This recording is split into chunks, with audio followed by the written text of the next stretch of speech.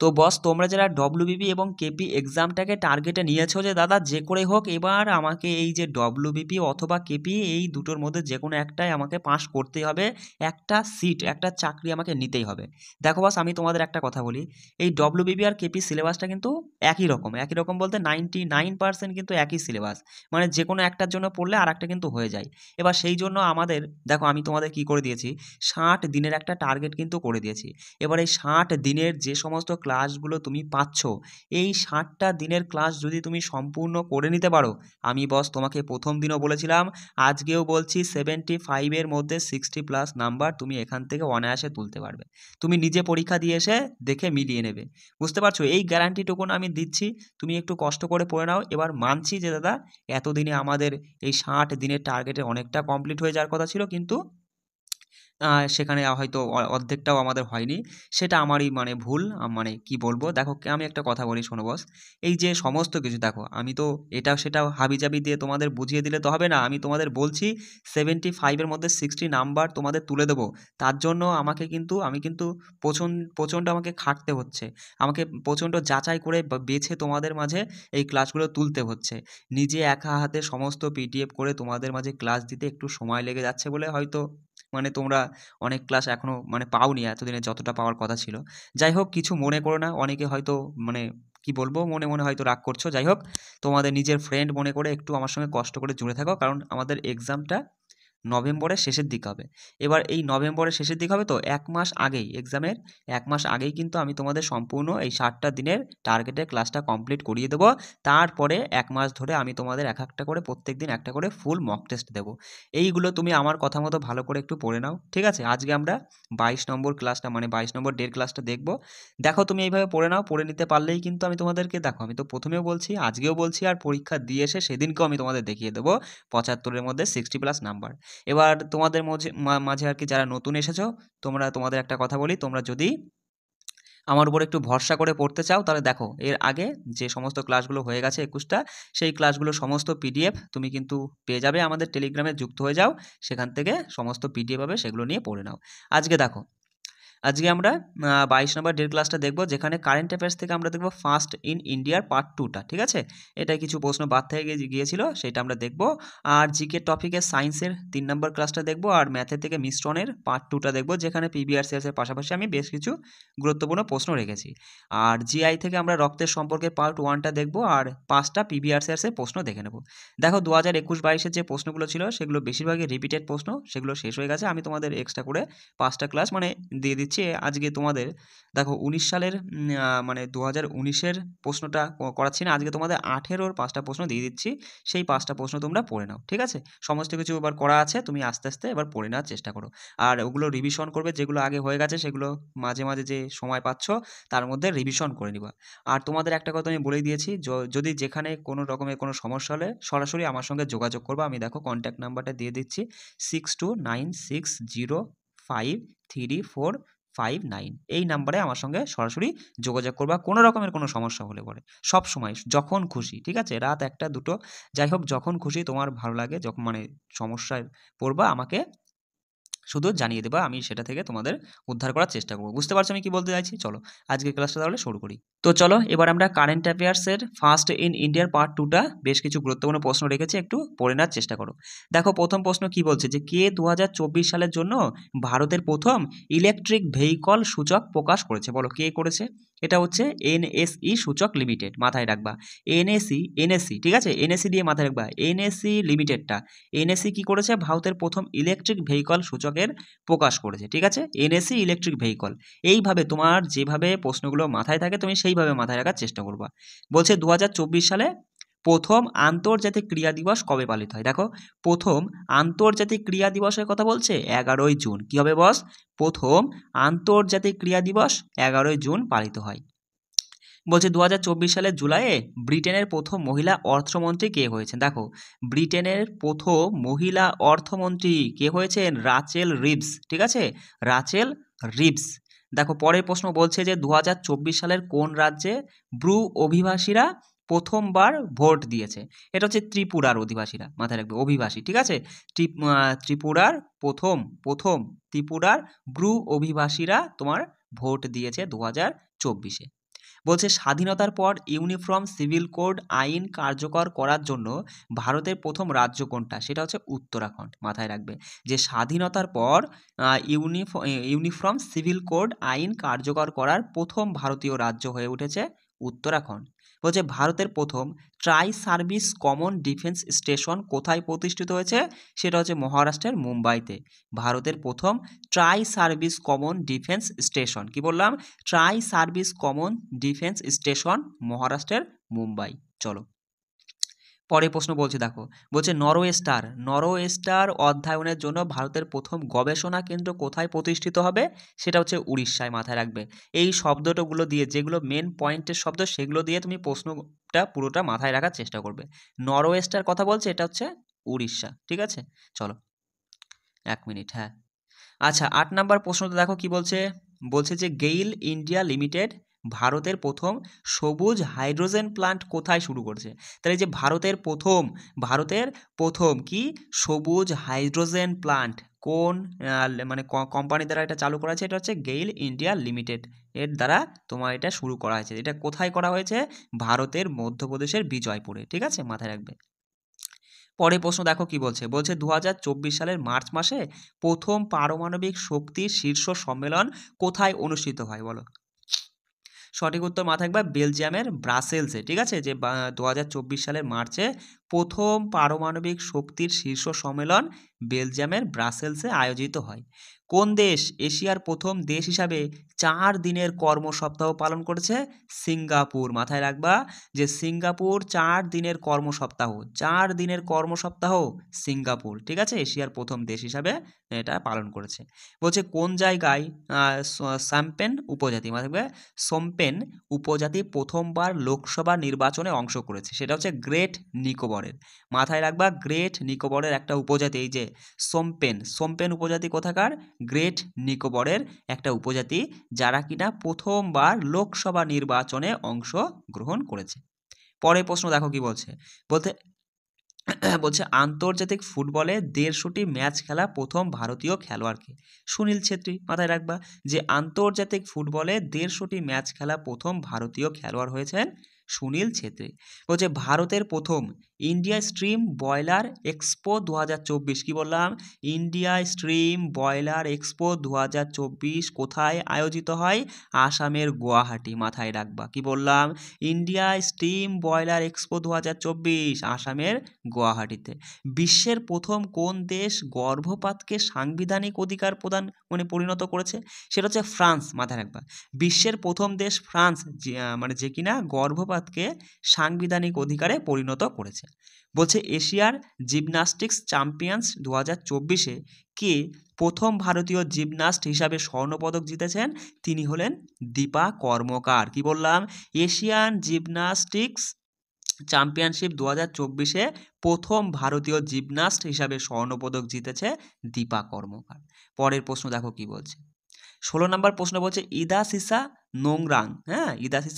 নোংরাং কোন রাজ্যের প্রথম মহিলা ডিরেক্টর জেনারেল অফ পুলিশ হিসাবে নিযুক্ত হয়েছেন? মানে ডিজিপি হিসাবে নিযুক্ত হয়েছেন। বলো কোন রাজ্যের? মাথায় একবার মেঘালয়। কি বললাম? মেঘালয়ের প্রথম মহিলা ডিজিপিকে? মেঘালয়ের প্রথম মহিলা ডিজিপি হলেন ইদাসিসা। এটা দিয়ে মাথায় রাখবা ইদাসিসা নোংরাং। ঠিক আছে। ভারতের প্রথম স্কিল ইন্ডিয়া সেন্টার কোন রাজ্যে উদ্বোধন করা হয়েছে? উড়িষ্যার সম্বলপুরে। মাথায় রাখবা যে ভারতের প্রথম স্কিল ইন্ডিয়া সেন্টার উড়িষ্যার সম্বলপুরে উদ্বোধন করা হলো। বলছে বৈজ্ঞানিক গবেষণার জন্য জিডি বিড়লা পুরস্কার প্রাপক প্রথম মহিলা বিজ্ঞানীকে? অদিতি সেন। কি বললাম? জিডি বিড়লা পুরস্কার প্রাপক প্রথম মহিলা বিজ্ঞানী অদিতি সেন। মাথায় রাখবে। চলো আর দুটো প্রশ্ন আছে, দেখে নাও। বলছে ভারতের প্রথম এআই শহর কোথায় নির্মিত হবে? লখনৌতে। ঠিক আছে, ভালো গুরুত্বপূর্ণ প্রশ্ন কিন্তু মাথায় রাখবে যে ভারতের প্রথম এআই শহর কোথায় নির্মিত হবে? লখনৌ। বলছে ভারতের প্রথম সৌরশক্তি শহর, বলো ভারতের প্রথম সৌরশক্তি শহর কোথায় উদ্বোধন করা হয়েছে? সেটা হচ্ছে মধ্যপ্রদেশের সাঁচিতে ভারতের প্রথম সৌরশক্তি শহর উদ্বোধন করা হয়েছে। ঠিক আছে, এবার দেখো একটু আমি বলে দেওয়ার চেষ্টা করলাম, এবার তোমরা পিডিএফগুলো নিয়ে রিভিশন করে নিবা, কেমন? চলো তো এবার আমরা জিকে টপিক থেকে আজকে দেখো সায়েন্সের 3 নাম্বার ক্লাসটা আমরা দেখব। আর এখানে দেখো আমি তোমাদের যেই নবম দশম শ্রেণীর যে পাঠ্য বই হয় সেই পাঠ্য বই থেকে মানে এক একটা টপিক ধরে তোমাদের মাঝে একটু আলোচনা করার চেষ্টা করছি। এবার দেখো আমি এটা এই কারণেই করছি, কারণ আমি প্রিভিয়াসের প্রশ্নগুলো ঘেটে দেখলাম যে সায়েন্সের প্রশ্ন যেগুলো পরীক্ষায় হয়েছে প্রিভিয়াস ইয়ার্সে তার মধ্যে 95% প্রশ্ন এই পাঠ্য বই থেকে হুবহু তুলে ধরেছে। সেই জন্য আমি ভাবলাম একটু হালকা করে তোমাদের এই টপিকগুলো বুঝিয়ে দেওয়ার চেষ্টা করি। তারপরে তো এই টপিক থেকে মানে টপিক ধরে ধরে এমসিকিউ টাইপের প্রশ্ন আমি সাজিয়ে তোমাদের টেলিগ্রামে দিয়ে দেবো, তোমরা সেখান থেকে সেগুলো পড়ে নিবা। ঠিক আছে, চলো। আচ্ছা, প্রথমেই দেখে নেব, দেখো পদার্থের অবস্থার পরিবর্তন। এইখান থেকে প্রথমেই যে প্রশ্নটা পরীক্ষায় আসে, প্রথমেই জানতে চাই যে পদার্থের কয়টি অবস্থা ও কী কী। মাথায় রাখবে পদার্থের বর্তমানে 5টি অবস্থা রয়েছে। কি কি? কঠিন, তরল, গ্যাসীয়, প্লাজমা আর বোস আইনস্টাইন অবস্থা। এই দুটো কিন্তু এখানে তোলা নেই, একটু মনে রাখার চেষ্টা করবে। কি কি? কঠিন, তরল, গ্যাসীয়, প্লাজমা আর বোস আইনস্টাইন অবস্থা। এই হলো পদার্থের 5টি অবস্থা। চলে আসি দাদা পরের পয়েন্ট। দেখো আমরা সমস্ত কিছু কিন্তু রিডিং পড়বো না, যেই পয়েন্টগুলো গুরুত্বপূর্ণ সেই পয়েন্টগুলো আমি তোমাদের বলে দিচ্ছি। দেখো গলন বিষয়টা কি? গলন মানে কিছুই না, মোদ্দা কথা দেখো সিম্পলভাবে তুমি মাথায় রাখার চেষ্টা করবা। মানে কোনো একটা কঠিন পদার্থকে যখনই আমি তাপ দিলাম, তাপ দিলেই সেটা তরলে পরিণত হয়ে গেল, গলতে শুরু করলো, সেটাই হলো গলন। যেমন বরফকে তাপ দিয়ে তুমি জলে পরিণত করলে কি ঘটলো? গলন ঘটলো। কঠিনীভবনটা কি? কঠিনীভবন মানে কঠিনে পরিণত হওয়া, মানে তরল থেকে তাপটা চুষে টেনে নিষ্কাশিত করে নিলে সেটা বরফে পরিণত হয়ে গেল, কঠিনে পরিণত হয়ে গেল, সেটাই হচ্ছে কঠিনীভবন। ঠিক আছে, চলো। এখান থেকে তেমন কিছু নেই, দেখো এইখান থেকে এই দুটো পয়েন্ট কিন্তু মাথায় রাখবে। এইখান থেকে পরীক্ষায় প্রশ্ন আসে, এই দুটো লাইন। ঠিক আছে, যে গলনের ফলে যেসব পদার্থের আয়তন কমে, চাপ বাড়লে ওই পদার্থের কি পরিবর্তন ঘটবে? গলনাঙ্ক কমে যাবে এবং সেটা কম তাপমাত্রায় গলে যাবে। ঠিক আছে, তারপরে দেখো এই লাইনটা মাথায় রাখবে যে গলনের ফলে যে সকল পদার্থের আয়তন বৃদ্ধি পায়, চাপ বাড়লে ওই সব পদার্থের গলনাঙ্কও কিন্তু বেড়ে যাবে। এই দুটো পয়েন্ট মাথায় রাখবা, পরীক্ষায় এমন প্রশ্ন দেয় যে গলনের ফলে যে সকল পদার্থর আয়তন বৃদ্ধি পায়, ড্যাশ বাড়লে ওই পদার্থের গলনাঙ্ক বেড়ে যাবে, চাপ বাড়লে। ঠিক আছে, অথবা এমন আসে যে চাপ বাড়লে ওই পদার্থের গলনাঙ্ক কি হবে? বেড়ে যাবে, কমে যাবে, একই থাকবে, না কোনো পরিবর্তন হবে না, এরকম কিছু থাকতে পারে পরীক্ষায়। ঠিক আছে, এগুলো কিন্তু মাথায় রাখবা। দেখো পুনর্শীলী ভবনটা কি? মাথায় রাখবা যে চাপের প্রভাবে বরফ গলে যাওয়ার পর ওই চাপটা যদি আমরা সরিয়ে নিই, তাহলে সেই জল জমে আবার পুনরায় কি হয়? তোমার বরফে পরিণত হয়ে যায়, সেটাই হচ্ছে পুনর্শীলী ভবন। মানে পুনরায় যে কাজটা ঘটে সেইটাই হচ্ছে পুনর্শীলী ভবন। বিষয়টা বুঝতে পারলে? চলো। আর এটা কিসের প্রভাবে ঘটে? চাপের প্রভাবে ঘটে কিন্তু। পরের পয়েন্ট দেখো এখান থেকে মাথায় রাখবা, হ্যাঁ এই দুটো পয়েন্ট একটু মাথায় রাখবা যে তোমার এই রাংঝালের মধ্যে কি থাকে? দেখো ঝালাই করা যে রাংঝালের মধ্যে সীসা টিনের মিশ্রণ থাকে। তা এখানে তোমার জানতে চাইছে যে তোমার এই রাংঝালের তোমার হচ্ছে গলনাঙ্কটা কত? 180°C। এখান থেকে গুরুত্বপূর্ণ এই পয়েন্টটা যে সীসার গলনাঙ্ক কত? সীসার গলনাঙ্ক হচ্ছে 327°C, আর তোমার এই টিনের গলনাঙ্ক হচ্ছে 232°C। মাথায় রাখবা। ঠিক আছে, চলো। এবার দেখো হিমমিশ্র থেকে কিন্তু পরীক্ষায় প্রশ্ন আসে। হিমমিশ্র মানে কি? হিমমিশ্র মানে যেই সকল মিশ্রণগুলো মিশিয়ে খুব কম তাপমাত্রা সৃষ্টি করা যায় সেটাই হচ্ছে হিমমিশ্র। ঠিক আছে, মানে দুটো বা তিনটে পদার্থ এক জায়গা করলাম আর তাতে খুব কম তাপমাত্রা সৃষ্টি হয়ে গেল, সেটা হচ্ছে হিমমিশ্র। যেমন দেখো, যখন 3 ভাগ যদি তুমি গুঁড়ো বরফ নাও আর তার সঙ্গে যদি 1 ভাগ তোমার হচ্ছে সাধারণ লবণ মেশাও, তাহলে -22°C উৎপন্ন হবে, মানে -22°C তাপমাত্রার উৎপন্ন হবে। এবার তার সাথে মাথায় রাখবে যে 2 ভাগ বরফ আর 3 ভাগ যদি ক্যালসিয়াম ক্লোরাইড তুমি এক জায়গা মেশাও, তাহলে পরে -50°C উৎপন্ন হবে। এবার হিমমিশ্র কী কাজে ব্যবহার করা হয়? যেমন কোনো খাবারকে যাতে সহজে পচে না যায় সেই জন্য হিমমিশ্র ব্যবহার করা হয়। যেমন মাছ মাংস চালান দেওয়ার সময় তোমার দেখো না উপরে যে বরফ দেওয়া হয়, সেটাই কিন্তু হিমমিশ্র। ঠিক আছে, মাছ মাংস, তারপরে কুলফির ক্ষেত্রে আইসক্রিম বরফে। ঠিক আছে, বিষয়টা বুঝতে পারলে কি বলতে চাইছি আমি? দেখো বাষ্পীভবনটা কি? বাষ্পীভবন কিছুই না, যে তরল পদার্থকে সরাসরি বাষ্পে পরিণত হওয়াটাই বাষ্পীভবন, মানে বাষ্পায়ন। দেখো এর মধ্যে আবার ভাগ আছে দুটো, যে বাষ্পায়ন আর স্ফুটন। বাষ্পায়ন মানে কি? দেখো তরলের ওপরের পৃষ্ঠ থেকে যে ধোয়া ধোয়া মতো বেরিয়ে যায়, উপরে উঠে যায়, সেটাই কিন্তু বাষ্পায়ন। আর স্ফুটন মানে যে টকবক টকবক করে মানে একটা আওয়াজ হয়, ফুটতে শুরু করে, সেটা হচ্ছে স্ফুটন। ঠিক আছে, চলো এখান থেকে আর তেমন কিছু গুরুত্বপূর্ণ আমরা দেখছি না। দেখো ঘনীভবনটা একটু মাথায় রাখবে। ঠিক আছে, ঘনীভবন মানে কোনো পদার্থের গ্যাসীয় অবস্থা থেকে তরলে পরিণত হওয়াটাই ঘনীভবন, ঠিক আছে? গ্যাসীয় অবস্থা থেকে তরলে পরিণত হওয়াটাই ঘনীভবন। বিষয়টা তুমি এখানে ছবি দেখেই বুঝতে পারছো, হ্যাঁ? বাষ্পকে মানে ধরে রেখে সেটা জলে পরিণত হচ্ছে। আচ্ছা, এখান থেকে দেখো শিশিরাঙ্ক তেমন একটা ইম্পর্টেন্ট নেই। দেখো ধোঁয়াশা বা কুহিলিকা, এটা পরীক্ষায় আসতে পারে যে কুহিলিকা কি, ঠিক আছে? মাথায় রাখবা যে বড় বড় শহরে বা শিল্পাঞ্চলে বাতাসে কয়লার গুঁড়ো সূক্ষ্ম ধূলিকণা ভাসে থাকে, মানে সেই ধূলিকণা বা তোমার হচ্ছে কয়লার গুঁড়োকেই বলা হয় ধোঁয়াশা বা কুহিলিকা, ঠিক আছে? এইভাবে মাথায় রাখবা।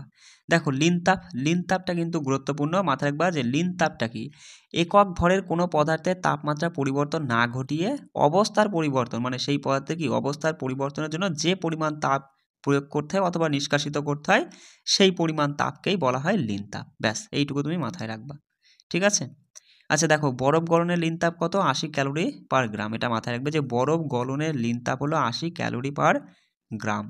আর এখানে দেখো এখান থেকে এই লাইনটা মাথায় রাখবা যে জলের বাষ্পীভবনের লিনতাপ কত, জলের বাষ্পীভবনের লিনতাপ হচ্ছে 537 ক্যালোরি পার গ্রাম, ঠিক আছে?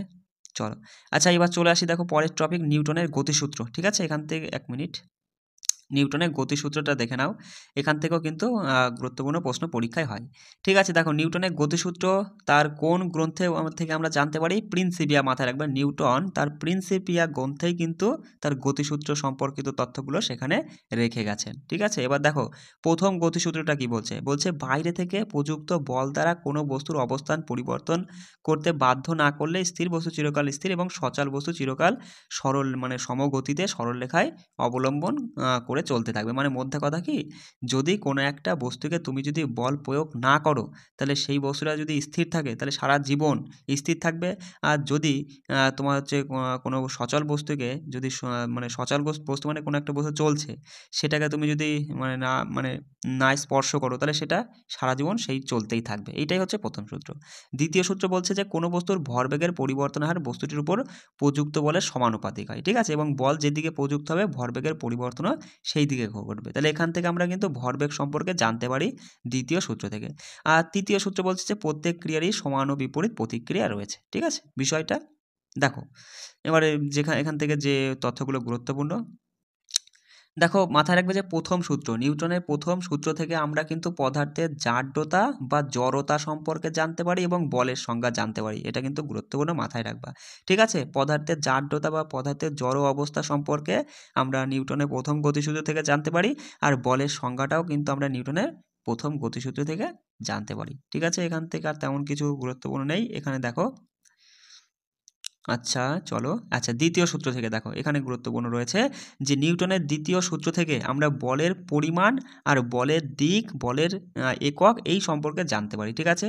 পরীক্ষায় আসে যে নিউটনের কোন সূত্র থেকে আমরা বলের পরিমাণ সম্পর্কে জানতে পারি, সেটা হচ্ছে নিউটনের দ্বিতীয় সূত্র থেকে আমরা বলের পরিমাণ, বলের একক, বলের দিক সম্পর্কে জানতে পারি নিউটনের দ্বিতীয় গতিসূত্র। ভরবেগ সম্পর্কেও কিন্তু নিউটনের দ্বিতীয় গতিসূত্র থেকে আমরা জানতে পারি, ঠিক আছে?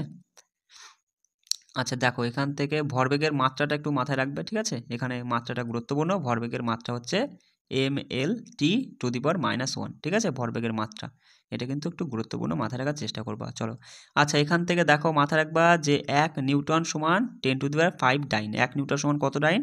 10⁵ ডাইন, ঠিক আছে? চলো এখান থেকে দেখো চলে আসি তৃতীয় গতিসূত্রের কিছু উদাহরণ। এই যে গতিসূত্রের যে উদাহরণগুলো একটু মাথায় রাখবা, প্রথম গতিসূত্র, দ্বিতীয় গতিসূত্র আর তৃতীয় গতিসূত্রের উদাহরণগুলো একটু মাথায় রাখবা, ঠিক আছে? দেখো তৃতীয়টা গুরুত্বপূর্ণ, যেমন নৌকা থেকে আরোহী লাফ দিয়ে আরোহী নৌকার একটি বল প্রয়োগ করে, এটা হচ্ছে তৃতীয় গতিসূত্রের উদাহরণ। বন্দুক থেকে গুলি ছোড়া, তারপরে এটা হচ্ছে তৃতীয় গতিসূত্রের উদাহরণ। তারপরে রকেটের গতিতে নিউটনের তৃতীয় গতিসূত্রে প্রয়োগ করা হয়েছে, ঠিক আছে? এগুলো কিন্তু মাথায় রাখবা।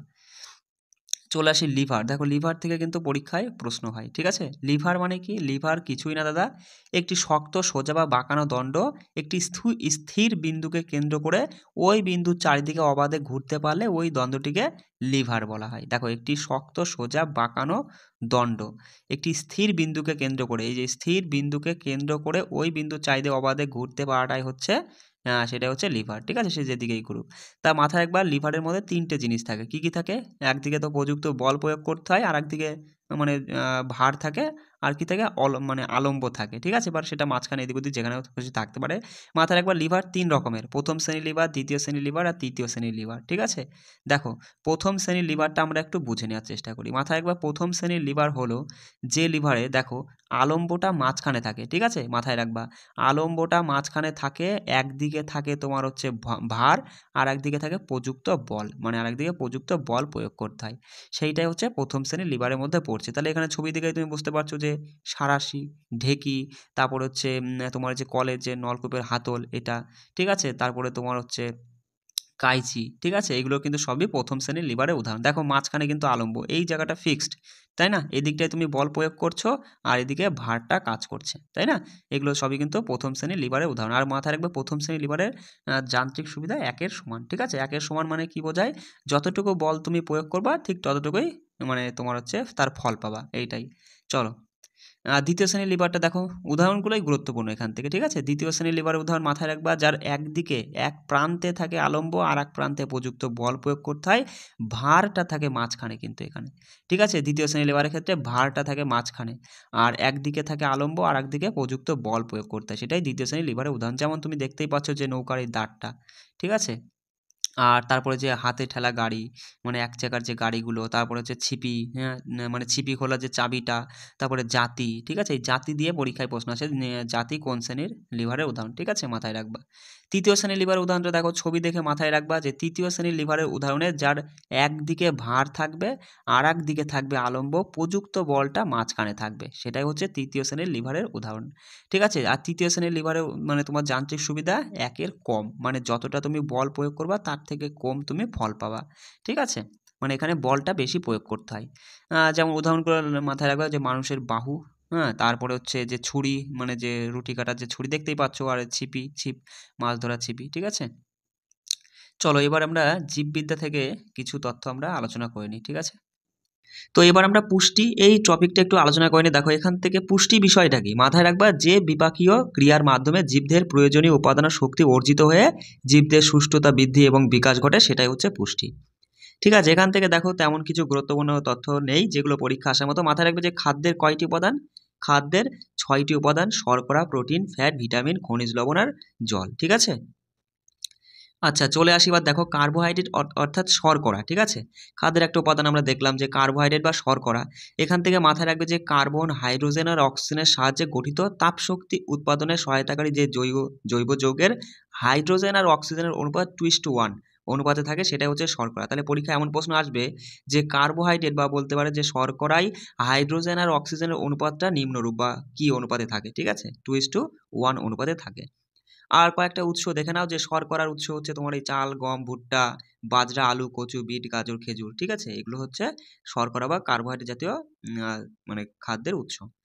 এবার চলে আসি দেখো এখান থেকে তেমন কিছু গুরুত্বপূর্ণ নেই, চলে আসি প্রোটিন। দেখো মাথায় রাখবা প্রোটিনের মধ্যে কিন্তু নাইট্রোজেন থাকে, ঠিক আছে, মানে কার্বন, হাইড্রোজেন, অক্সিজেন ও নাইট্রোজেনের সহযোগে গঠিত অ্যামাইনো অ্যাসিডের তোমার হচ্ছে মোনোমার পেপটাইড বন্ধনী দিয়েই পরস্পর আবদ্ধ হয়ে যে যৌগটা তৈরি হয় বা গঠিত হয়, সেটাই হচ্ছে প্রোটিন।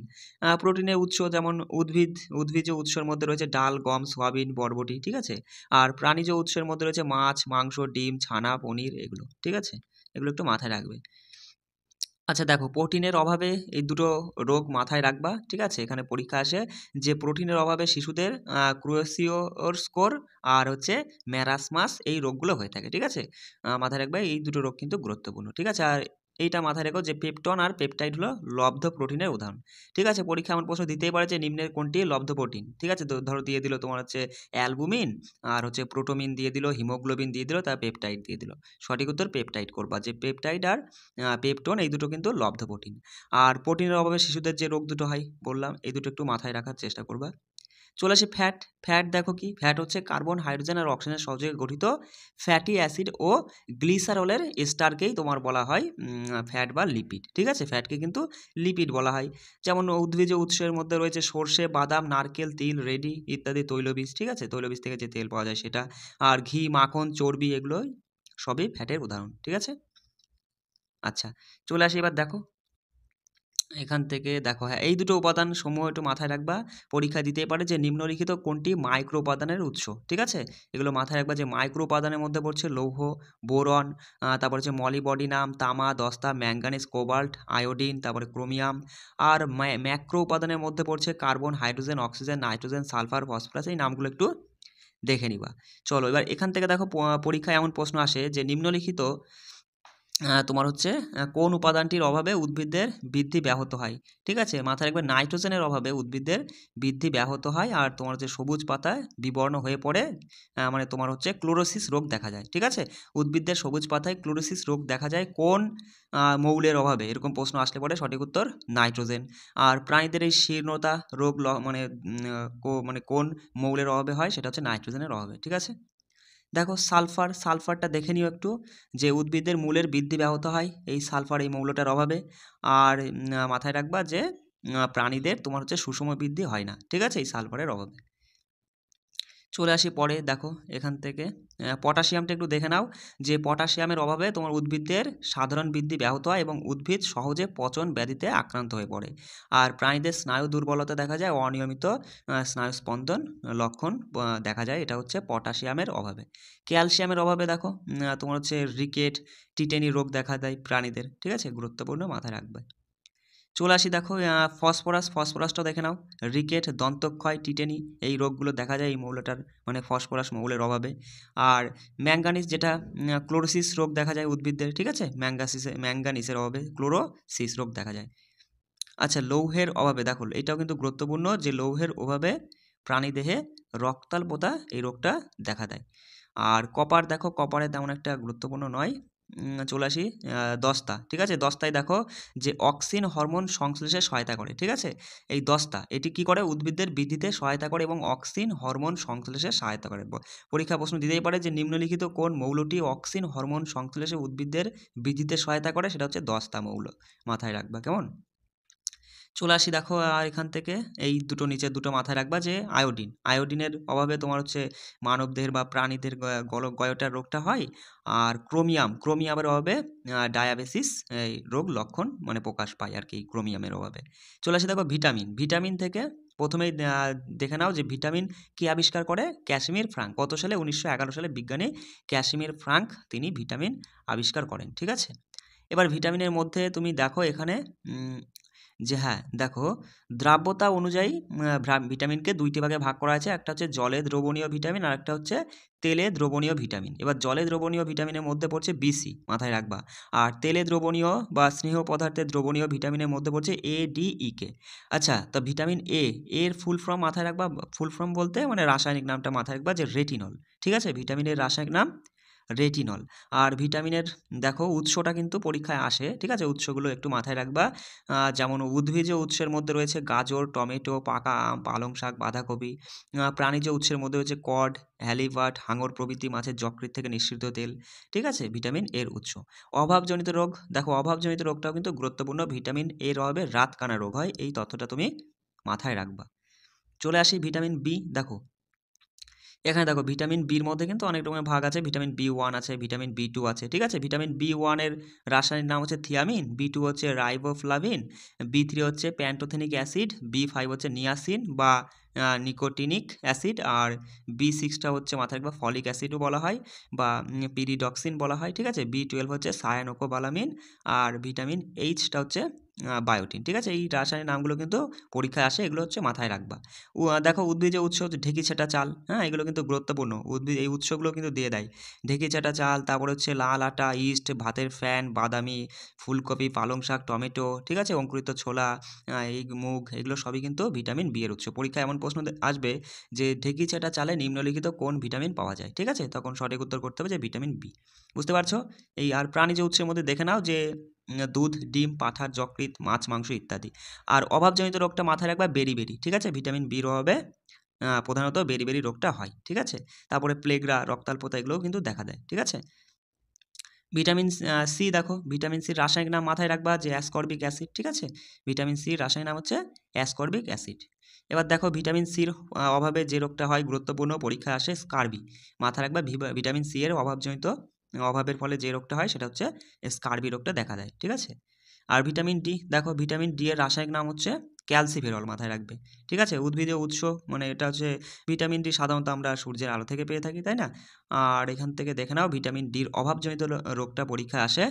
শিশুদের রিকেট রোগটা হয়, আর বয়স্কদের অস্ট্রিও ম্যালেশিয়া রোগ দেখা যায় ভিটামিন ডি এর অভাবে। কেমন? চলো চলে আসি ভিটামিন ই। দেখো ভিটামিন ই এর রাসায়নিক নাম হচ্ছে টোকোফেরল, মাথায় রাখবে। ভিটামিন ই রাসায়নিক নাম কি? টোকোফেরল। ঠিক আছে। আর এই যেমন পরীক্ষা আসবে যে লেটুর শাকে কোন ভিটামিন পাওয়া যায়, ভিটামিন ই পাওয়া যায়। ঠিক আছে, এগুলো কিন্তু মাথায় রাখবা।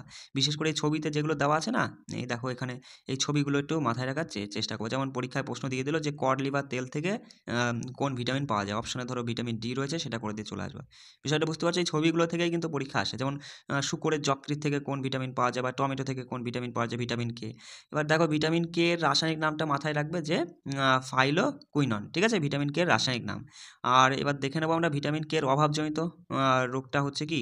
হ্যামারেজ বা রক্তক্ষরণ রোগ দেখা যায় ভিটামিন কে এর অভাবে।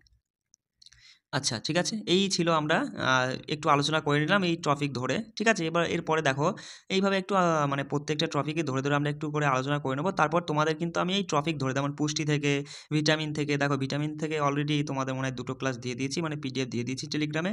আরও যদি কিছু গুরুত্বপূর্ণ আছে থাকে, সেগুলো আমি দিয়ে দেবো। ঠিক এরকমভাবে সমস্ত কিছু যে টপিকগুলো আমি করাচ্ছি, যেমন লিভার বলো, তারপরে নিউটনের সূত্র বলো, যে টপিকগুলো করাচ্ছি না, সেই টপিকের উপর থেকে এক্সট্রা প্রশ্ন আমি দিয়ে দেবো, মানে এমসিকিউ টাইপের প্রশ্ন দেবো। এবার দেখো এমন কিছু প্রশ্ন আছে যেগুলো কিন্তু আমরা এখানে পড়িনি, সেই টাইপের প্রশ্নগুলো কিন্তু আমরা করে নেব। বুঝতে পারছো? মানে এই টপিকের প্রশ্ন, যেমন পদার্থ অবস্থার পরিবর্তন থেকে আমরা যতটা পড়লাম, এতটাই কিন্তু পুরোপুরি হয়ে যায়নি, আমাদের এই টপিকটা কমপ্লিট হয়ে যায়নি।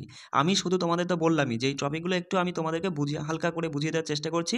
এরপরে এমসিকিউ টাইপের প্রশ্ন রাখছি, যেখানে যেখানে আমি এই টপিক থেকে যত রকমের প্রশ্ন প্রিভিয়াস ইয়ার্সে এসেছে, সে তুমি হচ্ছে ডব্লিউবিপি বলো, কেপি বলো, অথবা তুমি মানে এসএসসির পরীক্ষা বলো, অথবা রেলের পরীক্ষা বলো, এই টপিক থেকে যতগুলো তোমার মানে প্রশ্ন হয়েছে, সমস্ত প্রশ্নগুলো আমি এক জায়গায় করে তোমাদের তুলে দেবো। এইভাবে কিন্তু প্রত্যেকটা টপিক আমি তোমাদের তুলে দেবো। ঠিক আছে? সেইগুলো একটু পড়ে নিবা, টেলিগ্রামে পেয়ে যাবো, অসুবিধা নেই। চলো বন্ধুরা, আগের দিন আমরা ম্যাথের থেকে মিশ্রণের পার্ট 1 এর ক্লাসটা আমরা করে নিয়েছিলাম, সেখানে বেশ কিছু প্রশ্নের সাহায্যে কনসেপ্টটা বুঝে নিয়েছি। আর আজকে আমরা পার্ট 2টা ক্লাস করব, যেখানে আমরা 9টা প্রিভিয়াস ইয়ারের প্রশ্ন, দেখো 2018 থেকে 23 পর্যন্ত তোমার যতগুলো পুলিশ এক্সাম হয়েছে, সেখান থেকে আমি 9টা প্রশ্ন পেয়েছি। সেই 9টা প্রশ্ন আমি তোমাদেরকে বুঝিয়ে দেওয়ার চেষ্টা করছি। আর আমি দেখো এক্সট্রা 15টা প্রশ্ন রেখেছি, এই 15টা প্রশ্ন আমি তোমাদের আগে দিয়ে দিচ্ছি। এই 15টা প্রশ্ন আগে তোমরা নিজেরা করবে, তারপরে যেটা সমস্যা হবে আমাকে ছোট্ট করে শুধু একটা এসএমএস করবা, একটা কমেন্ট করবা, দাদা আমি এই প্রশ্নটা বুঝতে পারিনি, ব্যাস আমি সেটা তোমাদের সমাধান করিয়ে দেওয়ার চেষ্টা করবো। চলো দেখো প্রথম প্রশ্নটা, এই প্রশ্নটা হচ্ছে ডব্লিউবিপি কনস্টেবল প্রিলিমস 2018 প্রশ্ন। কি বলছে দেখো, বলছে 45 লিটার মিশ্রণে দুধ ও জলের অনুপাত দিয়েছে এত। কিসের অনুপাত? মিল্ক অ্যান্ড ওয়াটার এর অনুপাত দিয়েছে 3:2। বেশ ভালো কথা। বলছে ওই মিশ্রণে কত পরিমাণ জল মেশালে, কি মিশিয়েছে? জল মিশিয়েছে। আর জল যেই মিশিয়েছে তখন দুধ আর জলের অনুপাত হয়ে গেছে 9:11। বেশ, 9:11। কি মিশিয়েছে? জল মিশিয়েছে। তাহলে দাদা জল মিশিয়েছে, তুমি আমায় বলো দুধ কি ওরা মিশিয়েছে? দুধ তো যা ছিল তাই থাকার কথা, কিন্তু দুধ 3 ইউনিটে ছিল, পরে দেখলাম 9 ইউনিট হয়ে গেছে। কেন হবে? দুধকে তুমি সেম করো। তাহলে সেম করতে গেলে তোমাকে কি করতে হবে? দেখো এখানে যদি তুমি 3 দিয়ে গুণ করো, আর এখানে যদি তুমি 1 দিয়ে গুণ করো, তাহলে দেখো মিল্ক সেম হয়ে যাচ্ছে। তাহলে আমরা, আর অনুপাত বা ভগ্নাংশের ক্ষেত্রে আমরা তো জানি যে কোনো একটা পার্টকে যে সংখ্যা দিয়ে গুণ করতে হয়, অপর পার্টকেও সেই সংখ্যা দিয়ে গুণ করতে হয়। তাহলে আমরা এখানে নতুন অনুপাতটা কি পেলাম? 3 তিরিক্ষে 9 অনুপাত 3 দুগুণী 6, আর 9 অক্ষে 9 অনুপাত 11 অক্ষে 11, এই পেলাম আমরা নতুন অনুপাত। বোঝা গেল? এবার ওরা বলছে যে 45 লিটার মিশ্রণে দুধ আর জলের অনুপাত ছিল, মানে প্রথমে কি ছিল, মানে মিশ্রণটা ছিল 45 লিটার, তাই না? আমরা দেখতে পাচ্ছি ইউনিটে 9 6 15 লিটার, তাই না? মানে সরি, 15 লিটার তো না, ইউনিট। 9 6 15 ইউনিট, আমরা ইউনিট দেখছি 15 ইউনিট, কিন্তু ওরা সেটা বলছে ইউনিট ফিউনিট বুঝি না, আমরা জানি 45 লিটার ছিল। তাহলে 15 ইউনিট সমান যদি 45 লিটার হয়, 1 ইউনিট সমান সঙ্গে সঙ্গে বলবে তোমার হচ্ছে 3 লিটার, মানে 3 লিটার। 1 ইউনিট যদি 3 লিটার হয়, ওরা কি মিশিয়েছিল? দেখো জল মিশিয়েছিল। তাহলে দেখো দুধ তো সেম হয়েছে, মানে সেম থাকারই কথা, অবশ্যই মানে সেমই রয়েছে। আর জলটা মিশিয়েছে, 6 ইউনিট ছিল, 11 ইউনিট হয়ে গেছে, মানে 5 ইউনিট মিশেছে। তাহলে তুমি আমায় বলো 1 ইউনিট সমান যদি 3 লিটার হয়, 5 ইউনিট সমান কত? 3 5 15 লিটার। 15 লিটার। দেখো অপশানে কোথায় রয়েছে? অপশান 3-এ রয়েছে, 3 আমাদের সঠিক উত্তর। চলো পরের প্রশ্নে দেখো, বলছে 15 টাকা কেজি দরে মানে চায়ের সাথে কি অনুপাতে 20 টাকা কেজি দরে চা মেশালে পরে তোমার মিশ্রণের মূল্য এত টাকা কেজি দরে হবে। দেখো সিম্পল, তুমি এখানে অ্যালিগেশন পদ্ধতি অ্যাপ্লাই করবা। দেখো প্রথম প্রকার চা ছিল 15 টাকা কেজি, আর দ্বিতীয় প্রকারের চাটা ছিল তোমার হচ্ছে 20 টাকা কেজি দরে। এবার এই দুটো মেশানো হয়েছে, মিশিয়ে সেটা 16.50 টাকা কেজি দরে বিক্রি করা হচ্ছে। একটা জিনিস সেখানে মাথায় রাখবো, অনেকে হয়তো বুঝতে পারে না, দাদা মাঝখানে মানে কোনটা বসাবো, এই তিনটে তো সংখ্যা, এবার তিনটে সংখ্যার মধ্যে মাঝখানে কোনটা বসাবো, 1 নম্বরে কোনটা 2 নম্বরে কোনটা, প্রথমে যেটা থাকবে সেটা তো প্রথমেই বসবে। এবার এর মধ্যে দেখবা যে যেটা মিডিল নাম্বার, যেমন 16 আর 20 মাঝামাঝি সংখ্যা হচ্ছে, মানে 16 আর 16 বলছি কেন, মানে 15 আর 20 মিডিল নাম্বার হচ্ছে 16.50, যেটা মাঝের নাম্বার থাকে সেটাই মাঝখানে হয়। এই জিনিসগুলো একটু বুঝে নেওয়ার চেষ্টা করবা। দেখো তাহলে এবার তুমি তো জানোই যে এদের বিয়োগফলটা এপাশে বসে আর এদের বিয়োগফলটা এপাশে বসে। দেখো এদের বিয়োগফল তুমি যদি করো তাহলে যে 1.5 হচ্ছে, তাই তো, আর এদের বিয়োগফল করলে পরে হচ্ছে 3.5 হচ্ছে, 3.5। ব্যাস একটু কাটাকাটি করো। দেখো 0 0 কাটলো, 5 দিয়ে কাটলে 3 5 15, 5 7 35, মানে 7:3। বিষয়টা বুঝতে পারলে একদম ইজি ছিল, ঠিক আছে। পরে প্রশ্ন দেখো, হ্যাঁ, বলছে 20 লিটার দুধ ও জলের মিশ্রণে 10% জল আছে। 10% মানে কি দাদা, 10% মানে 10/100, মানে কাটলে পরে 10/1, মানে 10 ভাগের মধ্যে 1 ভাগ জল আছে। তাহলে তুমি আমাকে বলো এখানে কি আছে, দুধ ও জল, মানে মিল্ক অ্যান্ড ওয়াটার অনুপাত। বলছে যে 10% জল আছে, মানে 10 ভাগে 10-এ 1 জল আছে। তাহলে তুমি আমায় বলো 10-এ যদি 1 জল থাকে, তাহলে তাহলে 1 তো জল আছে, তাহলে বাকি রইল কত, 9 ইউনিট বাকি রইল, যেটা দুধ রয়েছে। বিষয়টা বুঝতে পারলে, 10-এর মধ্যে আমি বললাম যে 10 লিটার যদি মিশ্রণ হয় বা 10 ইউনিট মিশ্রণ, তার মধ্যে 1 ইউনিট জল আছে, তাহলে বাকি 9 ইউনিট দুধ। একদম সিম্পল ব্যাপার। বলছে তাহলে ওই মিশ্রণে কত লিটার জল মেশানো হলে জলের শতাংশ তোমার 25%। 25% মানে কি 1/4, অর্থাৎ 4-এ 1 জল হবে। 4-এর মধ্যে টোটাল মিশ্রণ যদি নিচেটা টোটালটা, 4-এ যদি 1 জল থাকে তাহলে 3 হবে দুধ, তাই তো। আর ওরা কি মিশিয়েছে, ওরা জল মিশিয়েছে। দেখো কত লিটার জল মেশানো হলে, কিন্তু জল তো সমান আছে, মিশালে পরে তো জল বেড়ে যাওয়ার কথা, আর দুধ তো কিছুই করিনি, মিশাই টিশাইনি, তাহলে দুধ তো সমান থাকার কথা, কিন্তু দুধ কমে গেল কেন, সমান করো। সমান করতে গেলে এখানে 3 দ্বিগুণ, এখানে 1 দ্বিগুণ করলে নতুন যে তুমি রেশিওটা পাবে। এ পাশে আমি লিখছি, দেখো 9 অক্ষে 9, 1 অক্ষে 1, 3 তিরিক্ষে 9, 3 অক্ষে 3, ব্যাস দুধ তো সমান হয়ে গেল, কোনো সমস্যা নাই। এবার জল মিশিয়েছে যেহেতু, তার মানে বাড়বে, অবশ্যই বেড়েছে, 1 থেকে 3 হয়েছে মানে 2 ইউনিট বেড়েছে। এবার দেখো 20 লিটার ছিল, মিশ্রণটা ছিল 20 লিটার, কিন্তু আমরা ইউনিটে দেখছি যে 9 এর 10 ইউনিট। 10 ইউনিট সমান যদি 20 লিটার হয়, 1 ইউনিট, একটু লেখাগুলো একটু বুঝে নেওয়ার চেষ্টা করো। 2 লিটার, 1 ইউনিট সমান যদি 2 লিটার হয়, 2 ইউনিট মিশেছে, তাহলে 4 লিটার হয়ে যাবে। ধরতে পারলে প্রশ্নটা একদম ইজি ছিল, কিন্তু শুধু একটু বোঝার বিষয়। চলো পরে প্রশ্ন দেখো, বলছে যে 48 লিটার মিশ্রণে অ্যাসিড আর জলের অনুপাত দিয়েছে এত। ব্যাস ভালো কথা, অ্যাসিড আর তোমার হচ্ছে ওয়াটারের অনুপাত দিয়েছে 7:5। বলছে মিশ্রণে আর কত লিটার অ্যাসিড যোগ করলে, অ্যাসিড যোগ করলে পরে মিশ্রণে অ্যাসিড আর জলের অনুপাত 3:2 হয়ে যায়। একদম সেম টাইপের প্রশ্ন। দেখো অ্যাসিড মিশিয়েছে, জলের সাথে কেন ছেড়খানি হবে, জল কেন কমে গেল, সেম করো। তাহলে এখানে 2 দিয়ে গুণ, এখানে 5 দিয়ে গুণ করলে সেম হয়ে যাচ্ছে, তাই তো। তাহলে এখানে সঙ্গে সঙ্গে বলবা 2 দিয়ে গুণ মানে 7 দুগুণী 14, এখানে লিখে নিই নতুন যে রেশিওটা পাচ্ছি, 14:10, এখানে 3 5 15, তোমার হচ্ছে অনুপাত 10। জল তো সমান আছে, বেশ ভালো কথা। অ্যাসিড মিশিয়েছে, অ্যাসিড ছিল 14 ইউনিট, এখন 15 ইউনিট হয়েছে, মানে 1 ইউনিট মিশিয়েছে। এবার আমরা দেখছি যে টোটালে 48 লিটার মিশ্রণটা ছিল, আমরা ইউনিটে দেখছি 14 আর 10 24 ইউনিট। 24 ইউনিট সমান যদি 48 লিটার হয়, 1 ইউনিট সমান তুমি বলবা দাদা 2 লিটার। আর ওটা মিশিয়েছে, দেখলাম যে 14 ইউনিটের পরে 15 ইউনিট হলো, মানে 1 ইউনিট বেড়েছে, তাহলে 1 ইউনিট সমান তো 2 লিটারই হচ্ছে আমাদের সঠিক উত্তর, যে 2 লিটার অ্যাসিড মিশিয়েছে। অপশন 3 এখানে সঠিক উত্তর।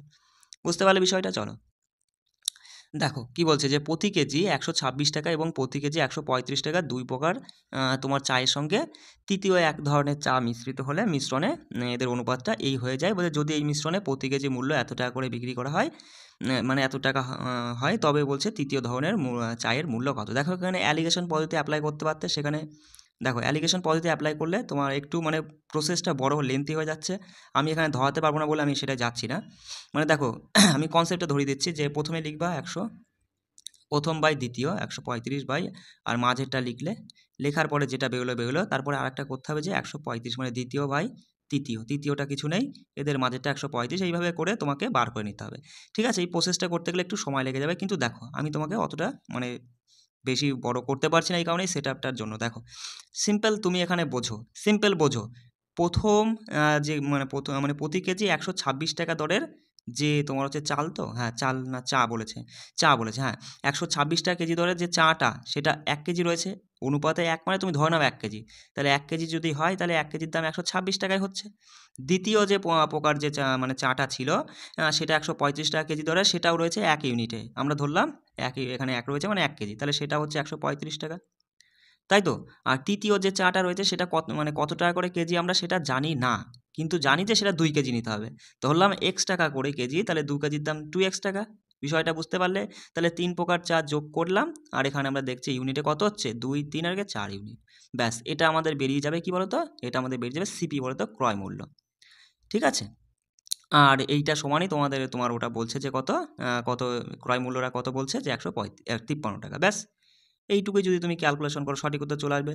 সঙ্গে সঙ্গে তুমি এখানে বলবা দাদা আমরা যদি দেখি যে 100, 200, 250, 250 আর এদিকে হচ্ছে 11 মানে 261, 261 261 প্লাস 2x/4 ইজিক্যাল টু 153, 153, এটা 4 দিয়ে একবারে গুণ করে দাও, 4টা উভয়ে চলে যাক, তাই না? দেখো একটু এইটুকু ক্যালকুলেশন তোমাকে করতে হবে। দেখো 4 দিয়ে গুণ করে দেখো, তুমি গুণ করো 400 আর 4 5 20, 200, 400 আর 200 600, 3 4 12, 612।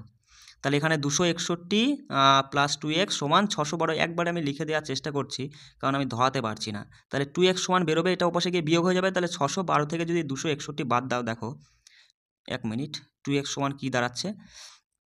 দেখো এখানে 1 থাকছে আর এদিকে থাকছে কত? 11 থেকে 6 গেলে 5, এখানে 3 3, 351। এবার x এর মান বার করতে, আমরা x এর মানই আমরা জানতে চাই যে যেটা আর কি কত টাকা করে কেজি ছিল, তাই না? সেটাই আমাদের দরকার। তাহলে x বার করতে গেলে তুই 2 দিয়ে ভাগ করো এখানে। দেখো 300 এর অর্ধেক হচ্ছে 150, 50 এর অর্ধেক হচ্ছে 25, 150 আর 25 মানে 175 এর কাছাকাছি। ব্যাস ব্যাস 175 এর কাছাকাছি। দেখো অপশন 1 আমাদের সঠিক উত্তর। বিষয়টা বুঝতে পারলে? দেখো আমি কিন্তু মানে সেই হারে ভালো করে বোঝাতে পারলাম না যদিও, মানে কি আর বলবো, একটু কষ্ট করে বুঝে নেওয়ার চেষ্টা করো। দেখো পরের প্রশ্নটা কি বলছে? বলছে একটি পিপাতে 65 লিটারের জল মিশ্রিত দুধে তোমার হচ্ছে দুধ আর জলের অনুপাত দিয়েছে এত, এই মিশ্রণে কত পরিমাণ জল মেশালে দুধ আর জলের অনুপাত এত হবে? একদম সিম্পল, একই রকম। তাহলে এখানে আগে কি বলছে? দুধ আর জল, তাহলে আগে যেটা বলবে সেটা আগে লিখবে, যে মিল্ক অ্যান্ড ওয়াটার, তাই তো? অনুপাতটা দিয়েছে 10:3। তা বলছে যে কত পরিমাণ জল মিশিয়েছে ওরা, তাতে হয়ে গেছে অনুপাতটা 8:5, তাই না? তাহলে এবার দেখো জল মিশিয়েছে, তাহলে কেন দুধটা কম বেশি হবে? দুধটা সেম থাকার কথা, সেম করো। সেম করতে গেলে কত দিয়ে গুণ করবো? দেখো সবসময় এদের লসাগু বার করতে হয়। 10 আর 8-এর লসাগু কত? 40, তাহলে 40 এখানে 10, এই জায়গাটা 40 আনতে গেলে তুমি বলবা 4 10 40, 4 দিয়ে গুণ, এখানে 40 আনতে গেলে 5 দিয়ে গুণ। আর তুমি তো জানোই যে একটা পার্টকে যেটা দিয়ে গুণ করতে হয় আর এক পার্টকেও সেটা দিয়ে গুণ করতে হয়, তাহলে নতুন অনুপাতটা আমরা পাবো 40, আর এদিকে 12, 3 4 12, বুঝতে পারলে? 5 এটা 40 আর এদিকে 5 5 25। ব্যাস দেখো দুধ তো সমান হয়ে গেছে, আর জল তো বাড়ারই কথা কারণ জল মিশিয়েছে। তাই এবার দেখো ওরা বলছে যে পিপেতে 65 লিটার মানে জল মিশ্রিত দুধ ছিল, কিন্তু আমরা দেখতে পাচ্ছি ইউনিটে 40 আর 12 52, 52 ইউনিট তোমার রয়েছে। ওরা বলছে 52 ইউনিট ফিউনিট বুঝি না, 65, 1 মিনিট, লিটার রয়েছে। তাহলে 52 ইউনিট সমান যদি 65 লিটার হয়, 1 ইউনিট সমান হবে 65/52 ইন্টু তোমার এইদিকে হচ্ছে আমাদের এবার জানতে হয়েছে যে কত পরিমাণ জল মেশাতে হবে। দেখো 12 ছিল 25 হয়েছে মানে 13 ইউনিট বেড়েছে, তাহলে এবার আমরা 13-র মান বার করবো, তাহলেই বেরিয়ে যাবে। দেখো 4 13 52, 4 দিয়ে 65-কে ভাগ করলে 4 14 মানে 4 16 64, 16 পয়েন্ট সামথিং, এই যে অপশান দেখো 16 পয়েন্ট সামথিং দেখা মাত্রই 16 তো হবে না, 16 পয়েন্ট সামথিং হবে, মানে অপশান 1 আমাদের সঠিক উত্তর। বিষয়টা বুঝতে পারলে? চলো দেখো এই প্রশ্নটা দেখো, খুব দারুণ একটা প্রশ্ন, এটা WBSI প্রিলিমস 2019-এর প্রশ্ন। বলছে দেখো একজন ব্যক্তি 35 কেজি চাল কিনেছে, প্রতি কেজি তোমার হচ্ছে কত? 9.51 টাকা দরে, আর 30 কেজি চাল কিনেছে যেটা হচ্ছে প্রতি কেজি 10 টাকা 50 পয়সা করে। বলছে দুটিকে মিশ্রিত করে এখন প্রায় প্রতি কেজি কত দামে সে ওই মিশ্রণটিকে বিক্রয় করলে যার 35% লাভ হবে। বিষয়টা বোঝো। তাহলে আগে আমাদের সিপি বার করতে হবে, সঙ্গে সঙ্গে আমরা বলবো দাদা ওই 35 টাকা কেজি যে চালটা ছিল, মানে 35 কেজি যে চালটা ছিল সেটা কত করে কেজি? 9 টাকা 50 পয়সা, তাই তো? এই গেল প্রথম প্রকার চাল। এর সাথে তুমি মানে আর এক প্রকারের চাল কিনেছে যেটা 30 কেজি কিনেছে, যেটার দাম হচ্ছে 10 টাকা করে, 10 মানে 10 টাকা 50 পয়সা করে, তাই না? আর টোটালে কত কেজি কিনেছে? 35 কেজি আর এদিকে 30 কেজি 65 কেজি। তাহলে এটা কি বেরোলো বস? এটা বেরোলো আমাদের সিপি। ঠিক আছে, এবার আমাদের জানতে চেয়েছে যে সিপি বেরোলো, এবার 35% যদি লাভ করতে হয় তাহলে এই সিপির ওপরে 35% লাভ মানে সিপির মানে ক্রয় মূল্যর তুমি 35% লাভ মানে সঙ্গে সঙ্গে বলবো দাদা 135% বার করলে পরে আমাদের উত্তরটা চলে আসবে, আসবে কি না? আসবে তো? এবার দেখো, এবার এই প্রশ্নটাই তুমি এবার যদি ক্যালকুলেশন করতে চাও তাহলে কিন্তু বস একটু সময় তো তোমাকে খেয়ে নেবে, দশমিক ফশমিক আছে, ক্যালকুলেশন করতে গেলে আমাদের একটু মানে সমস্যা হয়ে যাবে। আমরা ক্যালকুলেশন করবো না, দিমাগটাকে কাজে লাগাবো, ঠিক আছে? যেহেতু অপশান রয়েছে, পরীক্ষার সময় তো অপশান থাকবে। তুমি বলো এখানে ডিজিট সাম অ্যাপ্লাই করো, তুমি এখানে ডিজিট ডিজিট সাম অ্যাপ্লাই করো, ঠিক আছে? সঙ্গে সঙ্গে তোমার এইদিকে কিছু দেখতে হবে না, এই দিকটায় কিছু দেখতে হবে না, তুমি দেখছো এর সঙ্গে কী গুণ হচ্ছে, 135/100 গুণ হচ্ছে, 135 মানে অঙ্কের যোগফল কত? অঙ্কের যোগফল বলো 5 আর 3 8 এর 9, 9 মানে 0, আর জিরোর সাথে ডিজিট সামে 9 মানে 0, জিরোর সাথে তুমি যা কিছুই গুণ করো না কেন ওই টোটালটা 0 হয়ে যাবে, মানে অঙ্কের যোগফল 0, 0 মানেই তো 9, মানে অঙ্কের যোগফল তো কখনো 0 হয় না। তাহলে আমাদের দেখতে হবে যে 9 কোথায় রয়েছে অপশানে, কোন অপশানটার অঙ্কের যোগফল 9। যারা আমার আগের ক্লাস দেখেছো ডিজিট সামের, তোমরা কিন্তু বিষয়টা বুঝে গেছো যে দাদা তুমি এখানে কি করলে। সঙ্গে সঙ্গে বলবা এখানে কি 9 হচ্ছে, তুমি সঙ্গে সঙ্গে বলবা না এখানে 9 হচ্ছে না, এখানে কি 9 হচ্ছে 8, হ্যাঁ এটাই 9, এটা উত্তর। আর এগুলো তো 9 হওয়ার কোনো সম্ভাবনাই নেই, অপশান 2 আমাদের সঠিক উত্তর হতে বাধ্য। বুঝতে পারলে বিষয়টা? যেখানে ক্যালকুলেশনে আমরা ফেসে যাব, আমরা কিন্তু সেখানে এইভাবে digit sum, unit digit, last 2 digit, CPR এই কনসেপ্টগুলো কাজে লাগিয়ে আমরা কিন্তু বেরিয়ে চলে আসবো, ঠিক আছে? আমরা ক্যালকুলেশন করতে যাব না।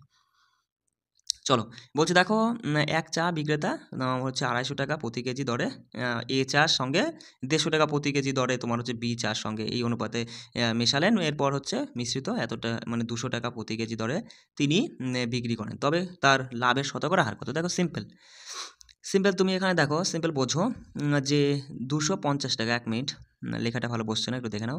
250 টাকা দরে সে হচ্ছে ধরো 2 ইউনিট কিনে মানে 2 ইউনিট চা নিয়েছে, তার মানে তুমি এখানে ধরো 2 কেজি, আমরা আগের অঙ্ক দেখেছিলাম যে 250 টাকা দরে 2 কেজি চা কিনেছে, তার সাথে তুমি এখানে ধরবা যে 150 টাকা দরে সে 5 কেজি চা, 5 ইউনিট কিনেছে মানে পরেরটা 5 কেজি ধরো কিনেছে, তাহলে টোটালে তুমি বলবা যে 5 আর 2 7 কেজি কিনেছে, তাই না? এটা কী বেরোলো? এটা হচ্ছে সিপি অর্থাৎ ক্রয় মূল্য বেরোলো, তাই না? এবার এই ক্রয় মূল্য, এবার তুমি আমায় বলো যে সে 200 টাকা প্রতি কেজি দরে বিক্রি করছে, তাহলে এটা মেশানোর পরে ক্রয় মূল্য হলো, মেশানোর পরে যে ক্রয় মূল্য হলো সেটা যদি আমরা 200 টাকা থেকে বাদ দিয়ে দিই তাহলেই আমাদের লাভটা বেরিয়ে যাবে। আগে এটা বার করো, দেখো এখানে তুমি ডিসিশন অ্যাপ্লাই করতে যাবে না, কারণ এখানে তুমি দেখতে পাচ্ছ ইজি আছে এটা বার করা।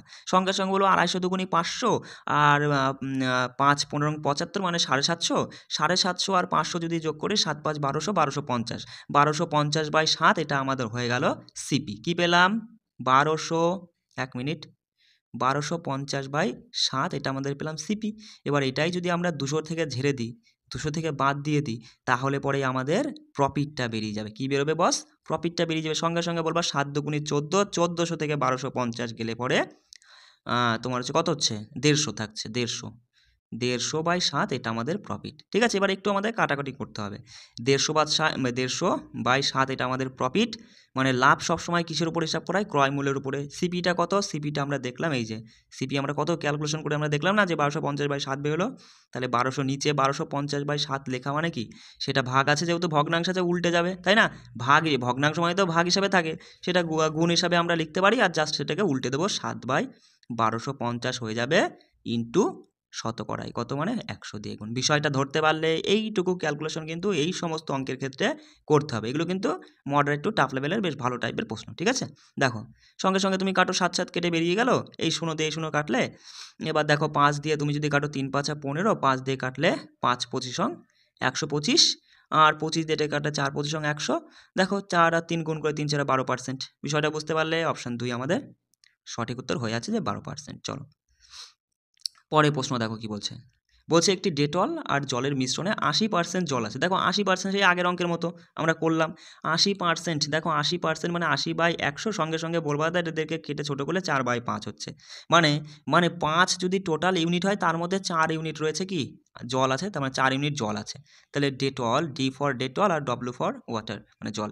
এবার দেখো 5-এর মধ্যে যদি 4 জল থাকে তাহলে সঙ্গে সঙ্গে বলবো দাদা বাকি রয়েছে 1 ভাগ মানে 1 ইউনিট, সেটা হচ্ছে ডেটল। একদম সিম্পল ব্যাপার। পরে আবার বলছি যে 60 লিটার ওই মিশ্রণে, বলছে হ্যাঁ 60 লিটার রয়েছে, ওই মিশ্রণে কতটা ডেটল মিশিয়েছে? ওরা ডেটল মিশিয়েছে, তার ফলে মিশ্রণে তোমার হচ্ছে 75% জল হয়ে গেছে। 75% জল, 75% মানে সঙ্গে সঙ্গে তুমি বলবা দাদা 75 বা তুমি দেখো এবার করে নাও যদি না জানো। 75 তোমার 25 দিয়ে কাটলে 3 25 75, 4 25 100 মানে 4-এ 3 জল রয়েছে, এখানে জলের কথা বলছে, 4-এ 3 জল, 3 জল রয়েছে, তাহলে বাকি 1 তোমার ডেটল রয়ে গেছে, তাই না? এবার ওরা তো ডেটল মেশায়নি, মানে ডেটল নয় সরি, মানে ওরা মিশিয়েছে ডেটল, ওরা তো জল ঠল কিছু মিশায়নি, তাহলে জল কেন কমে গেল? 4 ছিল, 4ই থাকার কথা, সমান করো। সমান করতে গেলে এখানে 3 দ্বিগুণ, এখানে 4 দ্বিগুণ। এবার দেখো লিখবো কোথায় আমি সেটাই ভাবছি। দেখো এখানে তুমি যদি লেখো 12, এখানে লিখছি ছোট্ট করে, একটু বোঝানোর চেষ্টা করো, আর এখানে 3 অক্ষে 3, তাই না? মানে ডেটল আর এদিকে ওয়াটারের অনুপাতটা। এখানেও দেখো 12 আর এদিকে 4 অক্ষে 4। এবার দেখো জল সেম হয়ে গেছে, ইউনিটে কত আমি মানে মিশেছে তুমি দেখতে পাচ্ছ দাদা, 1 ইউনিট বেড়ে গেছে ডেটল, মানে ডেটল 1 ইউনিট মেশানো হয়েছে। তাহলে টোটালে ছিল তোমার মিশ্রণটা 60 লিটার, এইদিকে দেখো ভালো করে দেখতে পাচ্ছ তো, 60 লিটার মিশ্রণ ছিল, কিন্তু আমরা ইউনিটে দেখছি দাদা 12 আর 3 15, 15 ইউনিট সমান যদি 60 লিটার হয়, 1 ইউনিট সমান দাদা 4 15 60 4 লিটার, আর ওদের 3 থেকে 4 ইউনিট হয়েছে, মানে 1 ইউনিটই বেড়েছে, তাহলে 4 লিটারই ডেটল মেশানো হয়েছে। বিষয়টা ধরতে পারলে অপশান 2 আমাদের সঠিক উত্তর। চলো এবার দেখো, আমি বেশ কিছু এই প্রশ্নগুলো হয়তো ভালো বোঝা যাচ্ছে না হয়তো, ঠিক আছে? একটু আচ্ছা যাই হোক, একটু কষ্ট করে প্রশ্নগুলো বুঝে নাও, বুঝে নিয়ে ঠিক আছে, টেলিগ্রামে দেখবা যে আমি পিডিএফ দিয়ে দিচ্ছি, সেখানে প্রশ্নগুলো ভালো বোঝা যাবে। হ্যাঁ, ঠিক সেখান থেকে তুমি এই প্রশ্নগুলো নাও, বেশ ভালো অনেক কটা প্রশ্ন আছে, এই টাইপের প্রশ্নগুলো আমি তোমাদের তুলে দিচ্ছি। এই প্রশ্নগুলো এবার নিজে একটু করার চেষ্টা করো, কারণ আমি আগের দিন তোমাদের কনসেপ্ট ধরিয়ে কিছু প্রশ্ন প্র্যাকটিস করিয়ে দিয়েছি, আজকে আবার কিছু প্রশ্ন দেখিয়ে দিলাম। সব এই যা দেখিয়ে দিয়েছিস তার মধ্যে থেকেই সেই টাইপের প্রশ্নই কিন্তু আমি তোমাদের মাঝে বেশ কিছু প্রশ্ন এখানে তুলেছি। এবার এই প্রশ্নগুলো তুমি নিজে করবে, তবুও যদি কোনো সমস্যা থাকে অবশ্যই আমাকে শুধু একটা কমেন্ট করবা, আমি কিন্তু সেটা তোমাকে বুঝিয়ে দেবো, কোনো সমস্যা নেই, ঠিক আছে? নিজে করার চেষ্টা করে করা। চলো, তো এবার আমরা জিআই থেকে দেখব ব্লাড রিলেশন, অর্থাৎ রক্তের সম্পর্ক। দেখো এই টপিক থেকে কিন্তু বাস পরীক্ষায় প্রশ্ন হবেই, একটু ভালো করে বুঝে নেওয়ার চেষ্টা করো। এই টপিকের মানে এখান থেকে যে টাইপের প্রশ্নগুলো পরীক্ষায় হয়, সেই প্রশ্নগুলো যে কিভাবে সমাধান করতে হবে সেই কৌশলটা আমি তোমাকে দেখিয়ে দেবো। আর তুমি তো জানোই যে কার সঙ্গে মানে কি সম্পর্ক হয়, সম্পর্কের বিষয়টা তো তুমি তো জানোই, শুধু আমি তোমাকে কৌশলটা দেখিয়ে দেবো যে তুমি কিভাবে সমাধান করবে। আর দেখো এর সাথে আমি বেশ কিছু প্রশ্ন রেখেছি এক্সট্রা করে, সেই প্রশ্নগুলো তোমরা নিজেরা সমাধান করো। দেখো আমি যে তোমাদের মাঝে ক্লাসগুলো দিচ্ছি, এবার তুমি যদি শুধু ক্লাসটা দেখেই যাও, নিজে যদি অ্যাপ্লাই না করো, নিজে যদি প্র্যাকটিস না করো, তাহলে কিন্তু বাস কোনো লাভ নেই। সেই জন্য দেখো তোমরা প্র্যাকটিস করবা, তার জন্য আমি বেশ কিছু প্রশ্ন তোমাদের দিয়ে দিলাম। এবার দেখো আমি তোমাদের সবসময় একটা কথা বলি, যেটা তুমি বুঝতে পারছো না বা যেখানে তোমার প্রবলেম হচ্ছে, তুমি হোয়াটসঅ্যাপে আমাকে শুধু একটা এসএমএস করবা, একটা এসএমএস করে বলবা দাদা আমি এই বিষয়টা বুঝিনি, আমাকে এই বিষয়টা আবার তোমাকে বুঝিয়ে দিতে হবে। আমি তো সবসময় তোমাদের বলি যে একটা কমেন্ট করতে পারো না, একটা কমেন্ট করবা যেটা না বুঝলে, বুঝতে পারছো? চলো দেখো এবার কিভাবে এই টাইপের প্রশ্নগুলো তুমি সমাধান করবে। দেখো প্রথম বিষয়টা কি মাথায় রাখবা, যে কোনো পুরুষ জাতি মানে তো বুঝতেই পারছো যে দাদা ভাই, তারপরে হচ্ছে চাচা বলো মামা বলো যাই বলো না কেন, পুরুষ জাতিকে যখনই তুমি বোঝাবা প্লাস চিহ্ন দ্বারা, কি বলবো মানে কি বললাম, প্লাস চিহ্ন দ্বারা পুরুষ জাতিকে তুমি ডিনোট করবা। আর যখনই কোনো মহিলা জাতিকে তুমি বোঝাতে যাবা, তখন মাইনাস চিহ্ন দ্বারা তুমি ডিনোট করবা। বিষয়টা বোঝা গেল? এবার চলো আরেকটু বিষয়টা তুমি দেখে নাও, সেটা আমি এখানে বুঝিয়ে দিচ্ছি। দেখো যখনও কোনো একটা ব্যক্তি, ধরো আমি এ নাম্বার ব্যক্তির ধরলাম, এর পিতার সম্পর্কে বলছি, যখনই এর পিতার কথা বলবো, এর পিতা ওপরে চলে যাবে, পিতা মাতা যা কিছুই বলো না কেন সেটা ওপরে তীর চিহ্ন দিয়ে এখানে বসাবা, সে তুমি পিতাই বলো অথবা তুমি মাতাই বলো, যাই বলো না কেন ওপরে। আর যদি এর ছেলে বা সন্তানের কথা তুমি বলতে চাইছো, তাহলে সেটা তোমার সবসময় নিচে একটা সিঙ্গেল দাগ, ঠিক আছে, একটা সিঙ্গেল দাগ দিয়ে নিচে তুমি ডিনোট করবা, সে তুমি পুত্র সন্তান বলছো বা মানে মেয়ে সন্তান যাই বলো না কেন, সন্তানের কথা বললে পরে সেটা নিচে যাবে। আর সাইডে যাবে ভাই, ঠিক আছে, সাইডে কি যাবে, ধরো এর ভাইয়ের কথা বলছো বা বোনের কথা বলছো, সেটা সাইডে তুমি ডিনোট করে লিখবা এখানে, ঠিক আছে। আর যদি স্বামী স্ত্রীর কথা বলছো, যে এর স্ত্রী বা এর স্বামী, তাহলে সেক্ষেত্রে দুটো ডাক দিবা। কত ডাক? একটা দুটো, ঠিক আছে, মানে দুটো ডাক দিয়ে সাইডেই সেটা লিখবা। ব্যাস এইটুকুই। এবার শুধু তোমাকে কি করতে হবে, প্রশ্নগুলো ভালো করে পড়তে হবে আর বসাতে বসাতে যেতে হবে। দেখো কিভাবে তুমি এই টাইপের প্রশ্ন সমাধান করবা। প্রথমে বলছে যে একটি মেয়ের সাথে পরিচয় করিয়ে দিয়ে সঞ্জয় বলল, সঞ্জয় বলছে যে ওনার কার? এই মেয়েটার। তুমি এখানে লিখলে, একটু লেখাটা একটু দেখে নাও, মেয়েটা, ঠিক আছে, মেয়েটার মাতা ওপরে যাবে, মাতা মানে একজন মহিলা, মাইনাস চিহ্ন, বিষয়টা বুঝলে? মেয়েটার মাতা আমার মানে কার? সঞ্জয় কোথায় বসবে, আমরা এখানে লিখে নিলে যে সঞ্জয়। আমার মানে সঞ্জয়ের শাশুড়ি মানে সঞ্জয়ের তো একটা বউ থাকবে, তবেই তার মা হবে, সেটাই হবে সঞ্জয়ের এই যে শাশুড়ি আর কি। এইটা বিষয়টা বুঝতে পারছো? সঞ্জয়ের শাশুড়ির একমাত্র কন্যা মানে এই যে এইটা কে? এইটা কিন্তু এই মেয়েটার মাতা। দেখো এখানে দেখো দুটো পার্ট হচ্ছে, প্রথম পার্টে যেখানে শেষ হয়েছে আর দ্বিতীয় পার্টে মানে যেখানে তোমার হচ্ছে মাথায় রাখবা যে দ্বিতীয় পার্টেও কিন্তু যেখানে শেষ হয়েছে সেই শেষটা শুরু হবে তোমার হচ্ছে প্রথম পার্টের শেষে গিয়ে। মানে বিষয়টা বুঝতে পারলে আমি কি বলতে চাইছি? বিষয়টা বোঝো। মানে এই যে প্রথম পার্ট তো 1 নম্বর পার্ট, দেখো একটু বুঝে নাও। 1 নম্বর পার্টটা এখানে কি আমরা শেষ করে দিয়েছি, এবার সঞ্জয় থেকে শুরু হলো, শুরু হয়ে কোথায় শেষ হলো, যে বলছে যে সঞ্জয় মানে আমার শাশুড়ির একমাত্র কন্যা, একমাত্র কন্যায় গিয়ে শেষ হয়েছে। তার মানে এই যে শেষটা, এই শেষটা হয়ে যাবে এইটা, হয়ে যাবে এইটা।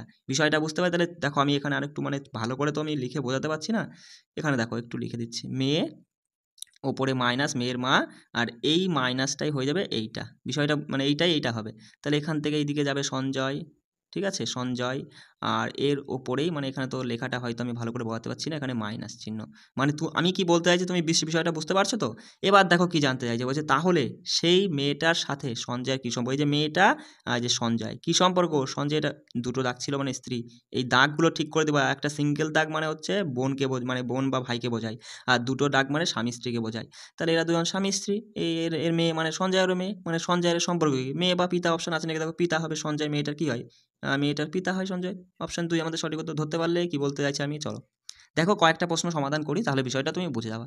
বলছে এ হলো বি এর পিতা, এ এ হলো বি এর পিতা, তার মানে এর নিচে হবে বি। বিষয়টা বুঝতে পারলে? কার পিতা? বি এর পিতা, বি এর পিতা এ। বিষয়টা বুঝতে পারলে? মানে এর পিতা বলে প্লাস চিহ্ন দিলাম। বলছে বি সি এর ভাই, বি হচ্ছে কার ভাই? সি এর ভাই। কে? বি, কিন্তু বির কথা বলছে, বি হচ্ছে সি এর ভাই, তাই বি প্লাস চিহ্ন, ভাই মানে পুরুষ জাতি তাই প্লাস চিহ্ন। বলছে ডি এ এর মা, কার মা? এ এর মা, ওপরে যাবে মা, তাই মানে ডি, আর এটা মা বলেছে মাইনাস চিহ্ন।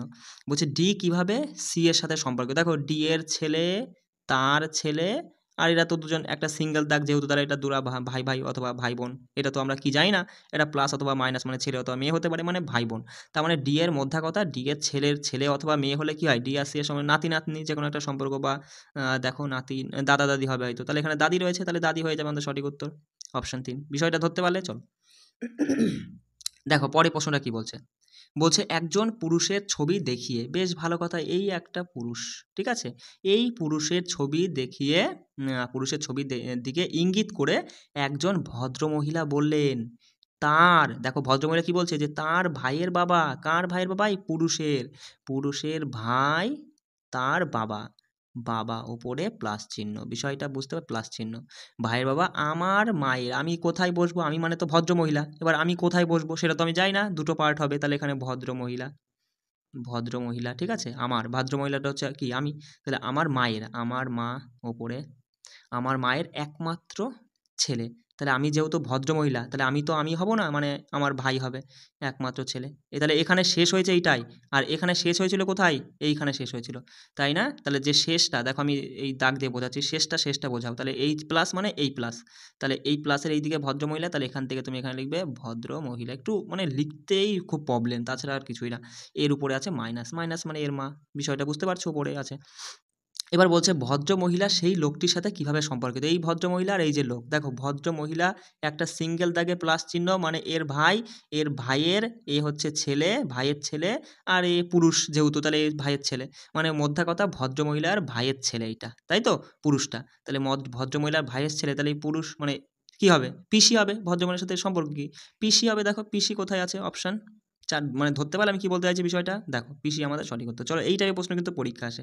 দেখো এখানে কি বলছে, এ প্লাস বি, মানে তুমি চিহ্নগুলো দেখো, প্লাস মানে বোঝাচ্ছে এ হলো বি এর ভাই, মানে আগের জন পরের জনের সাথে সম্পর্কিত। কি বললাম?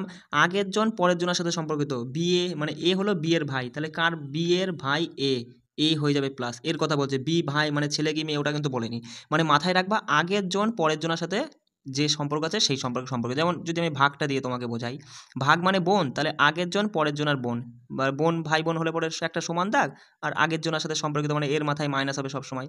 এখানে গুণ মানে বোঝাচ্ছে স্বামী স্ত্রী, তাহলে দুটো দাগ, আর স্বামী স্ত্রী মানে স্বামী, স্বামী মানে প্লাস, এইখানে প্লাস হবে, এ কিন্তু প্লাস হবে না, তার মানে এ মেয়ে মানুষ। বুঝতে পারলে বিষয়টা?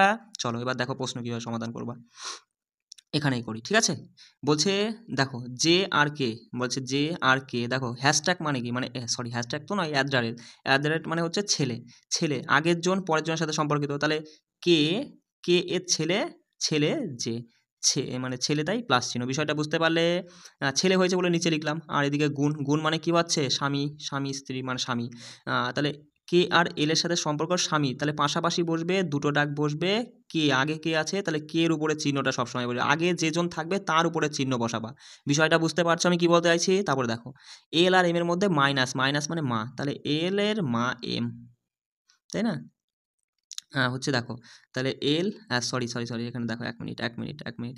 বলছে যে এল আছে আর এম আছে, মাঝখানে মাইনাস, মাইনাস মানে কি? মা। তাহলে এখানে আমরা দেখব যে এম এর মা এল, তাহলে এমটা কিন্তু নিচে হবে, তাই না? এর সাথে সম্পর্কিত, এ হচ্ছে মা তাই মাইনাস চিহ্ন। তারপরে দেখো ভাগ আছে, ভাগ, ভাগ মানে কি? ভাগ মানে বোন, বোন মানে পাশে হবে, এন হবে কে বোন? আগের জনের সাথে সম্পর্কিত। ব্যাস এই আমাদের করা হয়ে গেল, মানে মানে মানে মানে এটা হচ্ছে চিত্র করা আমাদের হয়ে গেছে। এবার দেখো যে এন জে এর সাথে কিভাবে সাথে, এন কোথায়? এই যে এন আর এই যে জে, দেখো এরা কিন্তু সবাই এক লাইনে রয়েছে, এক লাইনে রয়েছে মানে এরা সকলেই ভাই বোন, ভাই বোন, ভাই বোন। কারণ যেহেতু সিঙ্গেল দাগ রয়েছে, আর ডবল দাগ থাকলে স্বামী স্ত্রী হতো। দেখো এরা দুজনা যেহেতু স্বামী স্ত্রী, তাহলে এর ছেলে, এর মেয়ে, এর ছেলে বা অথবা মেয়ে সবই তো এ মানে ইনাদেরই ছেলে মেয়ে, তাহলে এরা দুজন কি আছে? ভাই বোন হিসাবে সম্পর্কিত। তাহলে এখানে দেখো ভাই আছে, ভাই মাসি হবে না, বোনের ছেলে মানে ছেলে হবে না, বোনের স্বামী হবে না, ভাই হবে। বিষয়টা বুঝতে পারলে? অপশন ২ আমাদের সঠিক উত্তর। চলো দেখো আরেকটা প্রশ্নের মাধ্যমে বিষয়টা একটু ভালো করে বুঝে নাও। দেখো আগের জন পরের জনের সাথে সম্পর্কিত, মানে এ হলো বি এর ভাই, মানে এর মাথায় চিহ্ন হবে এখানে, যা মা হোক আর যাই হোক সব এর উপরে কাজ হবে। বিষয়টা বুঝতে পারছো? দেখো ওপরে প্রশ্ন, ডাইরেক্ট প্রশ্নে চলে যাও। দেখো পি, ভাগ মানে কি? ভাগ মানে হচ্ছে স্বামী, স্বামী স্ত্রী মানে পাশাপাশি লিখবো, লেখার পরে আগের জনের স্বামী, স্বামী মানে মানে সরি স্বামী তো না, স্ত্রী মানে মাইনাস চিহ্ন, আর এখানে ডবল দাগ। তারপরে হচ্ছে গুণ, গুণ চিহ্ন মানে হচ্ছে বাবা, কিউ হচ্ছে বাবা, কিউ বাবা, তাই না? আর হচ্ছে আর তাহলে নিচে যাবে, তাই না? এর ছেলে মানে আর এর বাবা হচ্ছে কিউ। আচ্ছা বেশ ভালো কথা। এবার প্লাস চিহ্ন আছে, প্লাস চিহ্ন, প্লাস চিহ্ন মানে হচ্ছে ভাই, পাশাপাশি হবে একটা সিঙ্গেল দাগ, এখানে এস লিখবো, ভাই, তাহলে এ হবে প্লাস। তারপরে দেখো মাইনাস চিহ্ন আছে, মাইনাস চিহ্ন মানে মা, তাহলে দেখো এখানে কোথায় লিখি? এস এর নিচে হবে, ঠিক আছে? এস এর নিচে গিয়ে হবে তোমার এখানে টি, হ্যাঁ এখানটায় লিখছে একটু দেখে নাও, আর এসটা হবে মাইনাস চিহ্ন, মা বলেছে যেহেতু। এবার দেখো বলছে যে পি টি এর কি হয়? পি কই? এই যে পি, আর এই যে নিচে টি, নিচে আছে এস এর নিচে, মানে এস হলো এর টি এর মা। তাহলে দেখো টি এর সাথে পি এর কি সম্পর্ক? দেখো টি এর মা, মা, মায়ের হচ্ছে ভাই, তাহলে মামা, মামার, মামার হচ্ছে বাবা, মা, মামার মা, মামার মা কি হয়? মায়ের মা, মামার মাও যা মায়ের মাও তাই। বিষয়টা বুঝতে পারো? তাহলে মায়ের মা। দেখো অপশন দেখলে পরেই কিন্তু তুমি আরো সহজে বলতে পারবা যে মায়ের বোন ঠোন হবে না, মায়ের ছেলে হবে না, বোন হবে না, মায়ের মা হবে। বিষয়টা বুঝতে পারলে? মানে অপশন দেখা মানে আরো সহজ হয়ে যাওয়া। চলো পরের প্রশ্ন দেখো কি বলছে। বলছে যে সাহিল অক্ষিতার বাবা। বেশ ভালো কথা। দেখো সাহিল, এখানে আমি লিখেই করাই, ঠিক আছে? সাহিল অক্ষিতার বাবা, ঠিক আছে? অক্ষিতা তার মানে অক্ষিতার বাবা মানে অক্ষিতা নিচে হবে, হ্যাঁ? একটু লেখাটা দেখে নাও। অক্ষিতার বাবাকে সাহিল প্লাস চিহ্ন। বলছে এবং বলছে রাজ রুহির ছেলে। বেশ ভালো কথা, এটা তো আমরা বোঝাতে পারছি না। আগে দেখি সাহিল আর অক্ষিতা নিয়ে আর কিছু আছে নাকি। আমান সাহিলের ভাই। দেখো সাহিলের ভাইকে তোমার হচ্ছে সাহিলের ভাই হচ্ছে আমান, আমান, ঠিক আছে? আমান সাহিলের ভাই। আচ্ছা সাহিলের ভাই বলেছে আমান, তাহলে ভাই মানে প্লাস চিহ্ন দিলে এখানে। বলছে অক্ষিতা যদি রাজের বোন হয়। এবার দেখো রাজ আর রুহিকে, আচ্ছা অক্ষিতা যদি রাজের বোন হয়, অক্ষিতা রাজের বোন, তাহলে রাজ এর বোন অক্ষিতা, অক্ষিতা হচ্ছে বোন, তাহলে মাইনাস চিহ্ন দিলে, আর এটা রাজ, ঠিক আছে? এবার বলছে দেখো রাজ রুহির ছেলে, রাজ হচ্ছে রুহির ছেলে, রুহি, রুহি, রুহি, তার মানে এর হচ্ছে ওপরে বসবে হচ্ছে তোমার রুহি।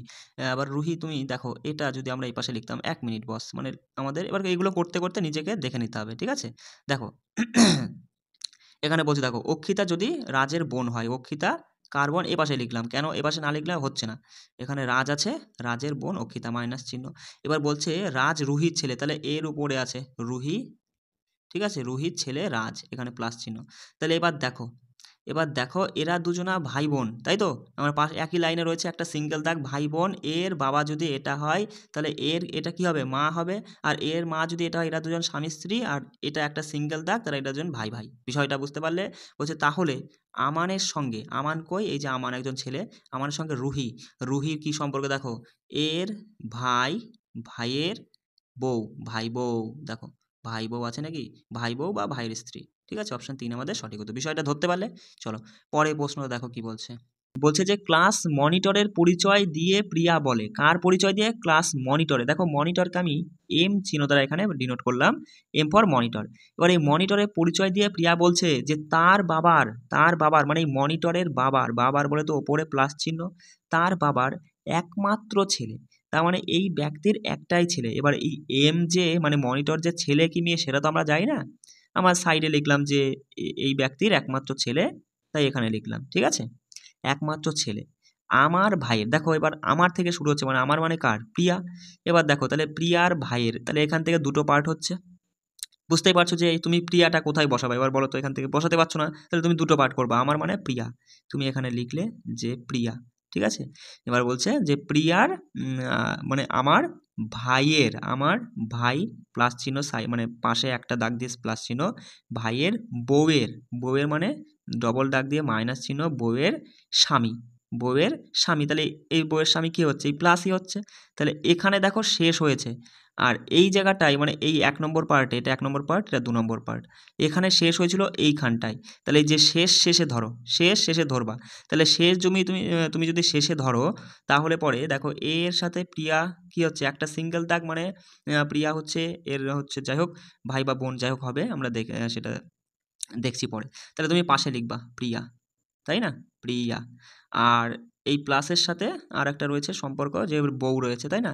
মানে এর সাথে দেখো এখানে অথবা দিয়ে এই প্লাসটাই আর কি এখানে বসাচ্ছি, এর সাথে সম্পর্ক আছে মাইনাসের। দেখো সেটা আমাদের যাওয়ার দরকার নেই, আমাদের শুধু বলেছে যে মনিটরের সাথে প্রিয়ার কেমন সম্পর্ক। এই হচ্ছে মনিটর, এই হচ্ছে প্রিয়া, এনারা একটা লাইনেই রয়েছে, ভালো করে বোঝো, একটা লাইনেই রয়েছে আর একটা সিঙ্গেল দাগের মধ্যে রয়েছে। এবার দেখো এরা তো এখানে বলেই দিচ্ছে যে প্রথমেই বলছে যে দেখো যে হচ্ছে ওই মনিটরের কথা বলছে যে তার বাবার একমাত্র ছেলে, তার মানে এই ব্যক্তির একটাই ছেলে, একটা ছেলে মানে এই এমটা কি হয়ে যাবে? ছেলে হয়ে যাবে, তাই না? তার মানে এমটা যদি ছেলে হয়ে যায়, তার মানে এই প্লাসের চিহ্নটা মানে এই প্লাসের চিহ্নটাই কিন্তু এম, বিষয়টা বুঝলে?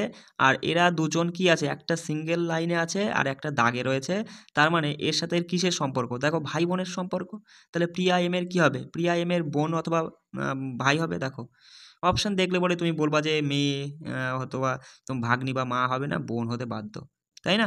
বোন আমাদের সঠিক উত্তর হবে, অথবা ভাই থাকলে পরে ভাই করতাম, কারণ মেয়ে হতে গেলে তো তোমার হচ্ছে ওখানে মাথার উপরে থাকতে হতো, ওপর নিচে থাকতো, ভাগ্নি হতে গেলেও তাই ওপর নিচে থাকতো, মা হতে গেলেও ওপর নিচে থাকতে হতো, কিন্তু আমরা দেখলাম এম আর পিয়া, তাই না? সবাই মানে এরা মাঝখানে যাই থাকুক না কেন, একটা সিঙ্গেল একই লাইনে আছে আর একটা সিঙ্গেল দাগে রয়েছে, তাহলে এখানে ভাই বা বোনের সম্পর্ক। এইটুকু তুমি ওখানে করতে করতে না, আর অপশান দেখেই তুমি কিন্তু দেখো বাস, তোমাকে এত কিছু মানে চিন্তা করতে হবে না, ঠিক পড়ে নিয়ে সঠিক মতো সাজিয়ে বসিয়ে নিয়ে অপশনের দিকে তাকালেই উত্তর তোমার বেরিয়ে যাবে। বিষয়টা বুঝতে পারছো আমি কি বলতে চাইছি? চলো এবার দেখো, দেখো এই টাইপের প্রশ্ন তো আমি করিয়ে দিলাম, আবার দেখো এই টাইপের প্রশ্ন আমি করিয়ে দিলাম। দেখো এরকম বেশ কয়েকটা প্রশ্ন আমি রেখেছি, ঠিক আছে? এই প্রশ্নগুলো তোমরা একটু নিজেরা করার চেষ্টা করো, যদি কোনোটা বেঁধে যায় শুধু আমাকে একটা কমেন্ট করবা, তাহলে পরেই কিন্তু আমি তোমাদের সেটা সমাধান করিয়ে দেবো, ঠিক আছে? চলো এবার আমরা 5টা গুরুত্বপূর্ণ জিকে প্রশ্ন আলোচনা করে নেবো। তো এবার আমরা 5টা প্রিভিয়াস ইয়ার্সের জিকে প্রশ্ন আলোচনা করব। দেখো আমি যে এখানে তোমাদের 5টা করে যে প্রশ্ন করাচ্ছি প্রিভিয়াস ইয়ার্সের, এখানে শুধু 5টা প্রশ্নই নয়, তার সঙ্গে দেখো আমি অনেক কিছু মানে সেই রিলেটেড, মানে পরীক্ষায় যে প্রশ্নটা এসেছিল সেই প্রশ্ন রিলেটেড যাবতীয় যা কিছু মানে বিস্তারিত রয়েছে, আর যে মানে টাইপের প্রশ্নগুলো পরীক্ষায় হতে পারে সেগুলো কিন্তু আমি মানে তোমাদের তুলে দিচ্ছি। এবার দেখো, এবার তোমাদের একটা মানে অনেকেরই একটাই প্রশ্ন যে দাদা এই জিকে তো তুমি দিচ্ছ, কিন্তু এগুলো আমরা পড়ে মাথায় রাখতে পারছি না। আমি একটা কথা বলি, আমি তোমাদের যখন জিকে পড়িয়ে দিচ্ছি একটু ভালো করে মনোযোগ সহকারে সেগুলো ভালো করে শোনো, এবং নিজেও মনে মনে বলার চেষ্টা করো, তারপরে দেখি তোমার জিকে মুখস্থ হয় কি হয় না। আমার সঙ্গে তুমি ভালো করে শুনবে, মুখে বলবে, ঠিক আছে, রিপিট করবে, এবং তারপর ভালো করে তুমি এখান থেকে মানে ক্লাসটা করে নেওয়ার পরে পিডিএফটা তুমি টেলিগ্রামে পেয়ে যাচ্ছ, সেখান থেকে পিডিএফটা নিয়ে কিন্তু রিভিশন করে নেবে। চলো দেখো প্রথম প্রশ্নটা কি বলছে। বলছে কলকাতা মেডিকেল কলেজ কত সালে প্রতিষ্ঠা হয়েছিল? বলো সঠিক উত্তর 1835 সালে। কি বললাম? কলকাতা মেডিকেল কলেজ 1835 সালে। বলো আমার সঙ্গে, কলকাতা মেডিকেল কলেজ 1835 সালে প্রতিষ্ঠিত হয়েছিল। কার দ্বারা?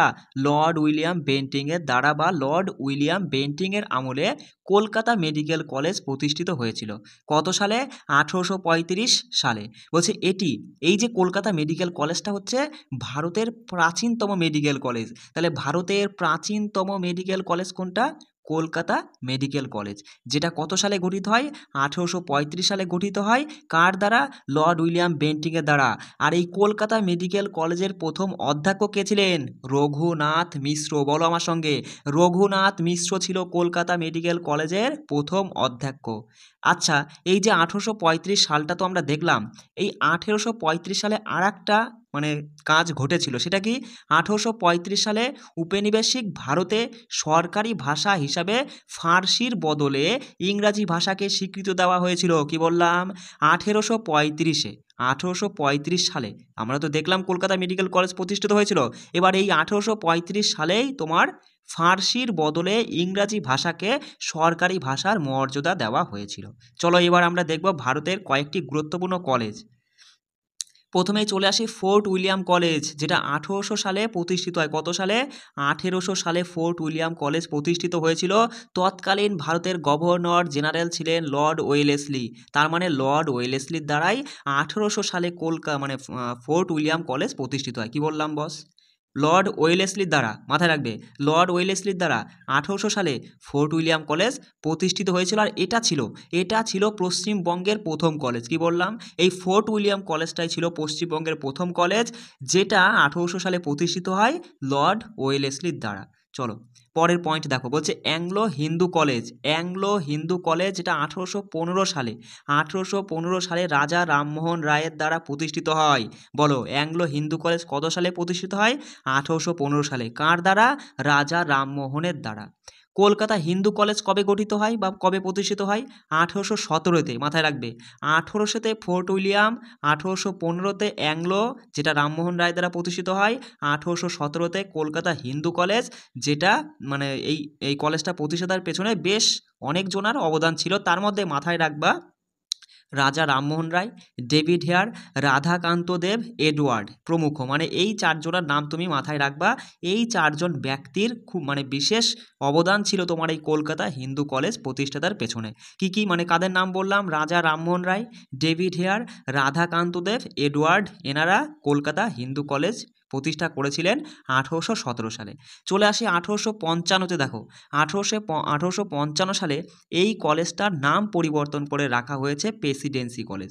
তাহলে এই কলকাতা হিন্দু কলেজ 1817-তে গঠিত হয়েছিল, প্রতিষ্ঠিত হয়েছিল, কিন্তু 1855 সালে এই কলেজটার নাম পরিবর্তন করে রাখা হয় প্রেসিডেন্সি কলেজ। পরীক্ষায় আসে যে কলকাতা হিন্দু কলেজকে কত সালে এর নাম পরিবর্তন করে কত সালে প্রেসিডেন্সি কলেজ হিসাবে রাখা হয়েছিল? 1855 সালে।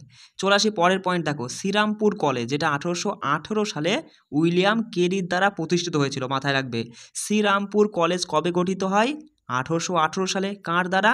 উইলিয়াম কেরির দ্বারা। চলো পরের পয়েন্ট বলছে যে Bengal national school and college. কি বললাম? Bengal national school and college 1906 সালে স্বদেশী আন্দোলনের অংশ হিসাবে প্রতিষ্ঠিত হয়েছিল। দেখো বস, পরীক্ষায় প্রশ্ন আসবে, নিম্নলিখিত কোন কলেজটি স্বদেশী আন্দোলনের সঙ্গে সম্পর্কিত বা স্বদেশী আন্দোলন হিসাবে প্রতিষ্ঠিত হয়েছিল? সেটা হচ্ছে Bengal national school and college. কত সালে? 1906 সালে। এই কলেজের প্রথম অধ্যক্ষ ছিলেন শ্রী অরবিন্দ ঘোষ। মাথায় রাখবে। তাহলে এই যে বেঙ্গল ন্যাশনাল স্কুল কলেজ 1906-এ প্রতিষ্ঠিত হয়, আর এই কলেজের প্রথম অধ্যক্ষ ছিলেন শ্রী অরবিন্দ ঘোষ। বারাণসীতে 1916 সালে অ্যানি বেসান্তের সহযোগিতায় মদন মোহন মালব্যের দ্বারা বেনারস হিন্দু বিশ্ববিদ্যালয় প্রতিষ্ঠিত হয়েছিল। তাহলে বেনারস হিন্দু বিশ্ববিদ্যালয় কবে প্রতিষ্ঠিত হয়?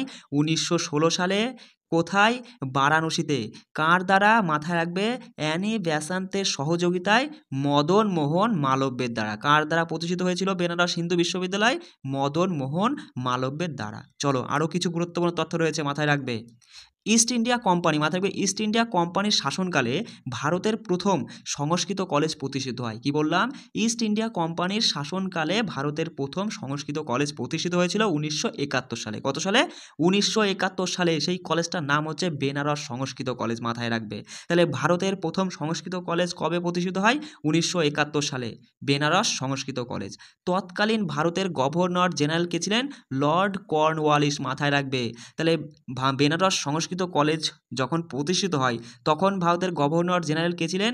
Lord Cornwallis. ঠিক আছে, লর্ড কর্নওয়ালিসের অনুমোদনে জোনাথন ডানকান হিন্দুদের আইন, সাহিত্য ও ধর্ম বোঝানোর জন্য এই কলেজটি খুলেছিলেন। ঠিক আছে, মানে এই যে কলেজটা বেনারস সংস্কৃত কলেজ খোলার পেছনে কোন ব্যক্তির অবদান অনস্বীকার্য? তিনি হচ্ছেন জোনাথন ডানকান, মাথায় রাখবে। ঠিক আছে, পরের পয়েন্ট দেখো, যদি প্রশ্ন এরকম বলে যে কোন ব্রিটিশ ভারতে সংস্কৃত অধ্যয়ন শুরু হয়েছিল, মানে কত সালের কথা বোঝাতে চাইছে? সঠিক উত্তর 1786, মাথায় রাখবে। 1786, কত? 1786-তে ভারতে সংস্কৃত অধ্যয়ন শুরু হয়েছিল। কততে? 1786-তে ভারতে সংস্কৃত অধ্যয়ন শুরু হয়।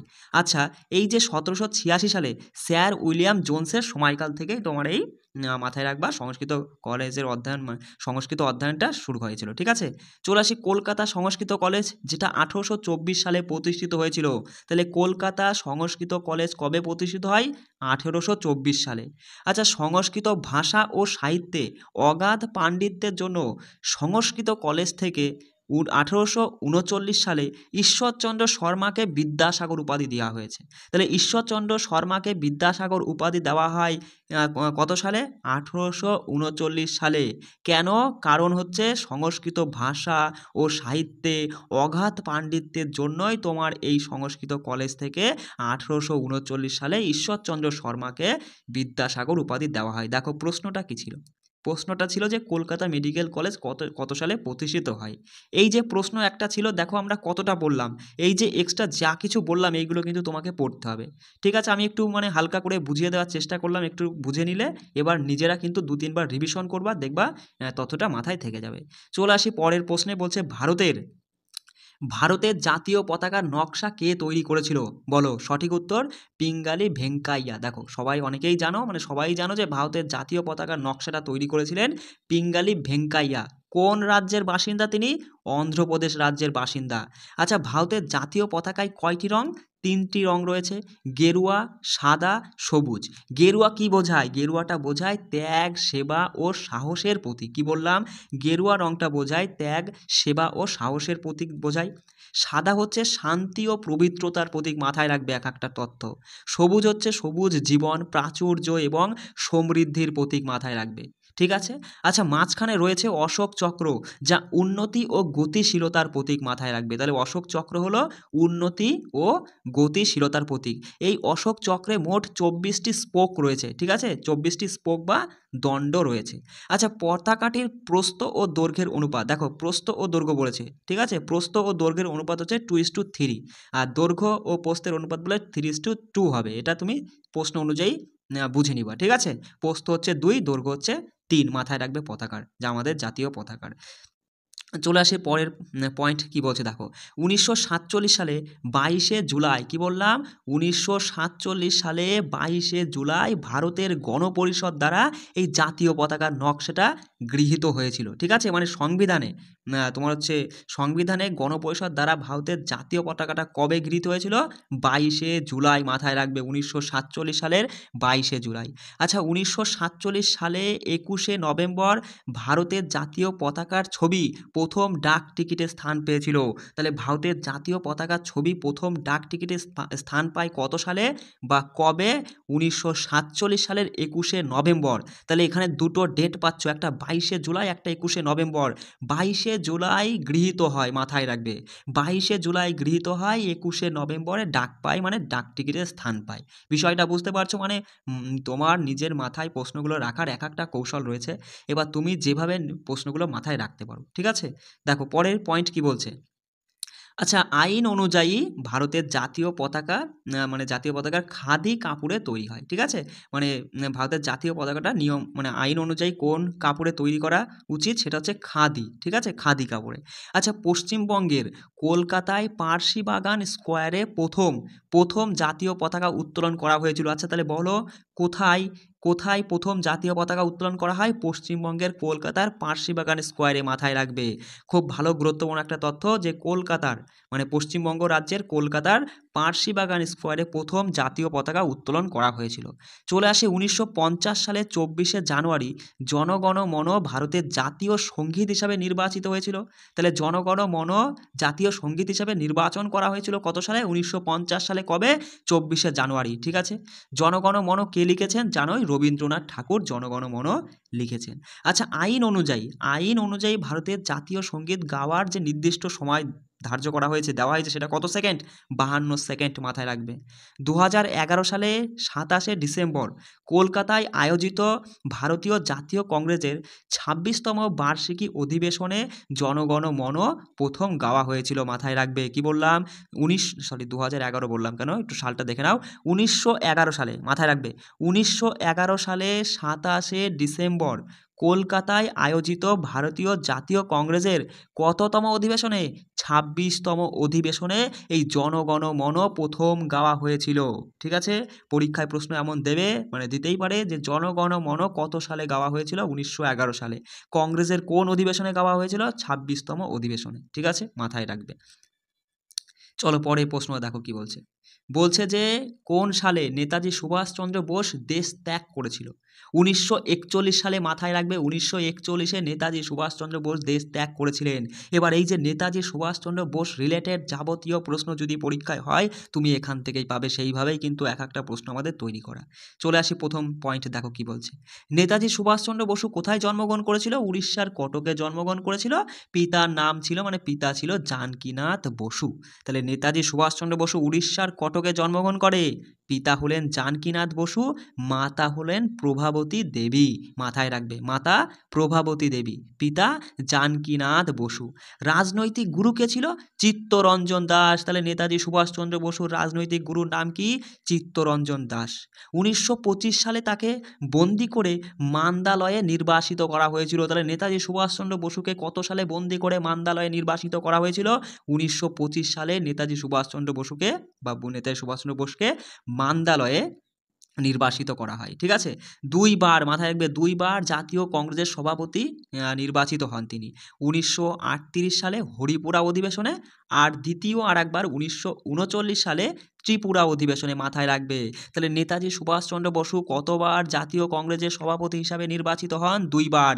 ত্রিপুরা আর হরিপুরা। মাথায় আগে বলবা হরিপুরা আর ত্রিপুরা। হরিপুরা প্রথমে 38-এ, তারপরে ত্রিপুরা 39-এ। ঠিক আছে। এই ত্রিপুরা অধিবেশনে গান্ধীজির মনোনীত পট্টবী সীতারামাইয়াকে হারিয়ে কংগ্রেসের সভাপতি নির্বাচিত হন। মাথায় রাখবে। কি বললাম? এই ত্রিপুরা অধিবেশনে মানে গান্ধীজির মনোনীত প্রার্থী পট্টবী সীতারামাইয়াকে হারিয়ে কংগ্রেসের সভাপতি নির্বাচিত হন, কিন্তু গান্ধীজির বিরোধিতার জন্য তিনি জাতীয় কংগ্রেস ছেড়ে দিতে বাধ্য হন। গান্ধীজি বিরোধিতা করেছিল, সেই জন্যই নেতাজি সুভাষচন্দ্র বোস সেই জাতীয় কংগ্রেস ছেড়ে দিতে বাধ্য হন, এবং সেই বছরই তার মানে 1939 সালেই তিনি ফরওয়ার্ড ব্লক গঠন করেছিলেন। তাহলে নেতাজি সুভাষচন্দ্র বসু কত সালে ফরওয়ার্ড ব্লক গঠন করেছিল? 1939 সালে। আফগানিস্তানে পালানোর সময় নেতাজি আফগানিস্তানের ভাষা জানতেন না, তাই তিনি মিয়া আকবর শাহকে তার সঙ্গী করে নিয়ে যান। তাহলে পরীক্ষায় প্রশ্ন যদি আসে, নেতাজি সুভাষচন্দ্র বসু যখন আফগানিস্তানে গিয়েছিলেন তখন তার সঙ্গী হিসাবে মানে কাকে সঙ্গী করেছিলেন? মিয়া আকবর শাহ। ঠিক আছে। 1943 সালে রাসবিহারী বসু আইএনএ বলতো ইন্ডিয়ান ন্যাশনাল আর্মি। ঠিক আছে। ইন্ডিয়ান ন্যাশনাল আর্মি তাকে হস্তান্তর করে। তাহলে কত সালে রাসবিহারী বসু নেতাজি সুভাষচন্দ্র বসুকে আইএনএ হস্তান্তর করেছিল? 1943 সালে। মাথায় রাখবে। সুভাষচন্দ্র বসুর গুরুত্বপূর্ণ দুইটি আত্মজীবনী যেগুলো পরীক্ষায় আসে, মাথায় রাখবে। সুভাষচন্দ্র বসুর দুইটি গুরুত্বপূর্ণ আত্মজীবনী হলো ইন্ডিয়ান পিলগ্রিম আর হচ্ছে ইন্ডিয়াস স্ট্রাগল ফর ফ্রিডম। ঠিক আছে। এই দুটো একটু নামটা দেখে মাথায় রাখবে, যে ইন্ডিয়ান পিলগ্রিম আর ইন্ডিয়াস স্ট্রাগল ফর ফ্রিডম, এই দুটো আত্মজীবনীকার নেতাজি সুভাষচন্দ্র বসুর। আচ্ছা, 1944 খ্রিস্টাব্দে বার্মাতে একটা র্যালি করার সময় তিনি বলেছিলেন যে তোমরা আমায় রক্ত দাও, আমি তোমাদের স্বাধীনতা দেব। তাহলে এই যে তোমরা আমায় রক্ত দাও, আমি তোমাদের স্বাধীনতা দেব, এই স্লোগানটা কার? নেতাজি সুভাষচন্দ্র বসুর। কত সালে বা কোথায় তিনি এটা বলেছিলেন? 1944 সালে বার্মাতে একটা র্যালি করার সময় তিনি এই স্লোগানটা দিয়েছিলেন। আচ্ছা, তিনিই প্রথম ভারতের জয় অর্থাৎ জয় হিন্দ একদম বলছে তিনিই প্রথম ভারতের জয় অর্থাৎ জয় হিন্দ কথাটা বলেছিলেন। তাকে দেশনায়ক হিসাবে আখ্যা দেয়, মানে কে দিয়েছিল? রবীন্দ্রনাথ ঠাকুর। মাথায় রাখবে যে নেতাজি সুভাষচন্দ্র বসুকে দেশ নায়ক হিসাবে আখ্যা দিয়েছিলেন কে? রবীন্দ্রনাথ ঠাকুর।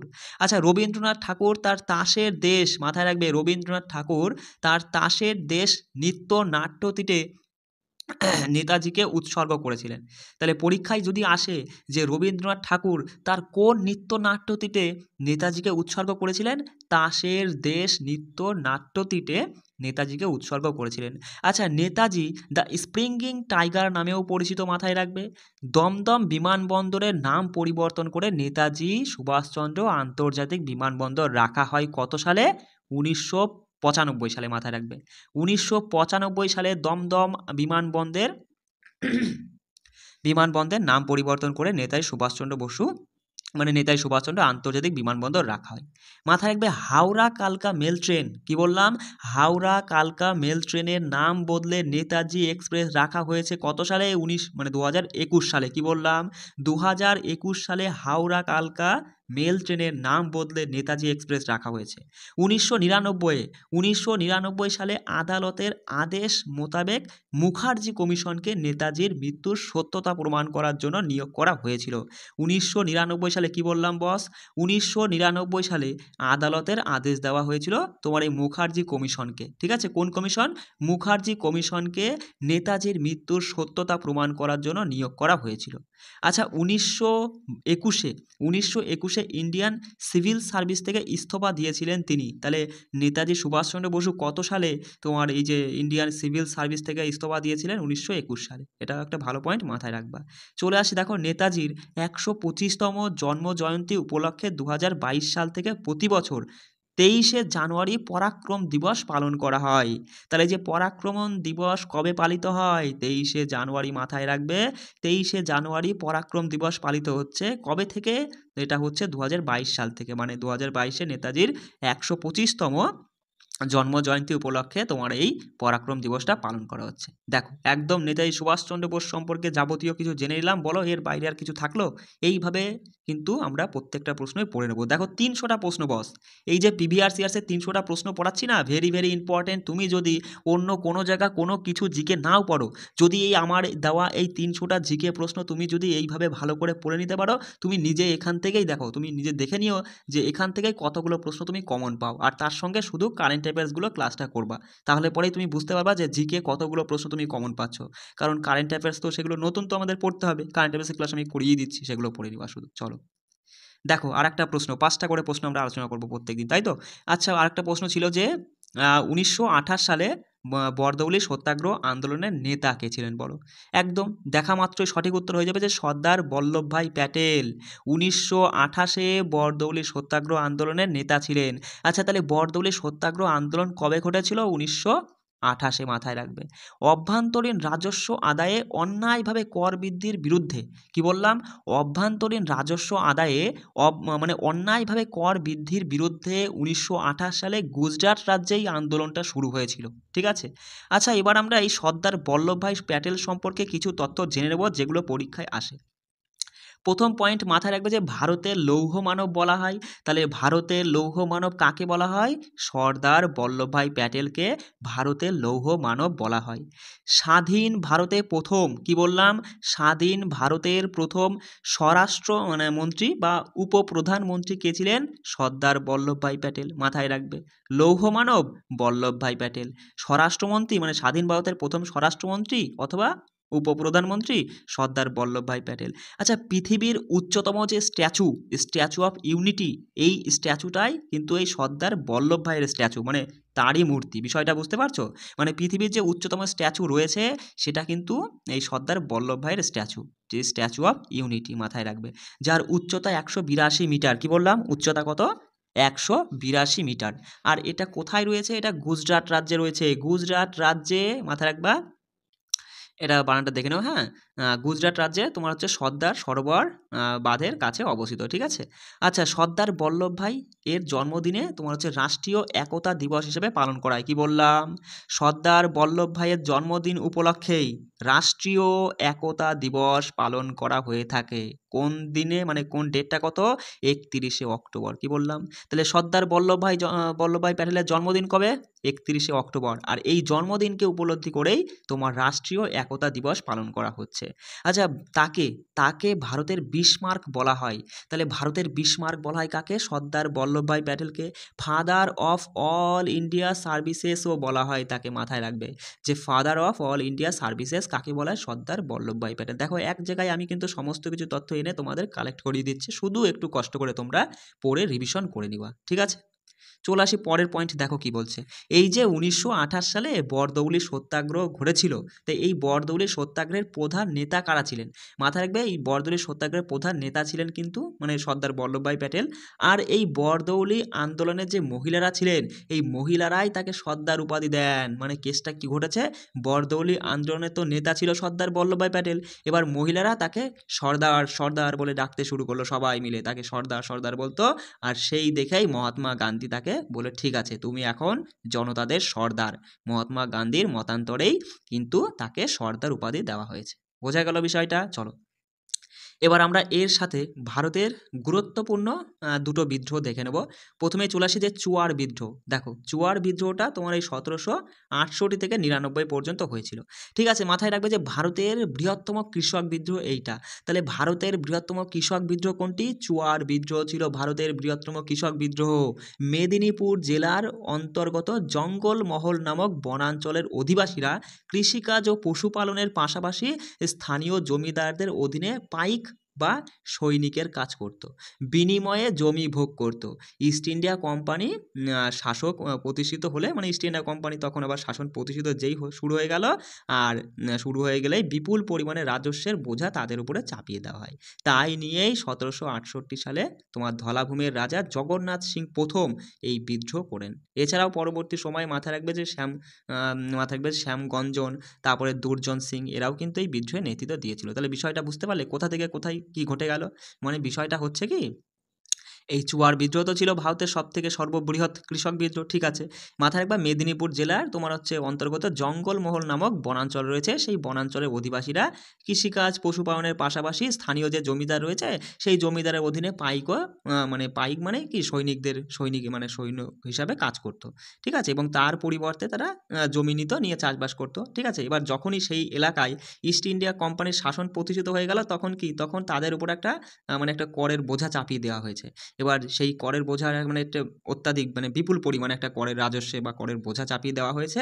সেই নিয়েই শুরু হয়ে গেল 1768 সালেই সবার প্রথমে ধলাভূমির রাজা জগন্নাথ সিং এই বিদ্রোহ শুরু করলো। এছাড়াও পরবর্তীকালে আস্তে আস্তে যোগদান করলেন শ্যামগঞ্জন, দুর্জন সিং, ঠিক আছে? এই বিদ্রোহে নেতৃত্ব দিয়েছিল। বুঝতে পারলে বিষয়টা? চলে আসিবার দেখো সন্ন্যাসী ও ফকির বিদ্রোহ। মাথায় রাখবা, বাংলায় কোম্পানির শাসন প্রতিষ্ঠিত হলে সন্ন্যাসী ও ফকিররা সর্বপ্রথম প্রতিরোধ আন্দোলন গড়ে তুলেছিল, ঠিক আছে?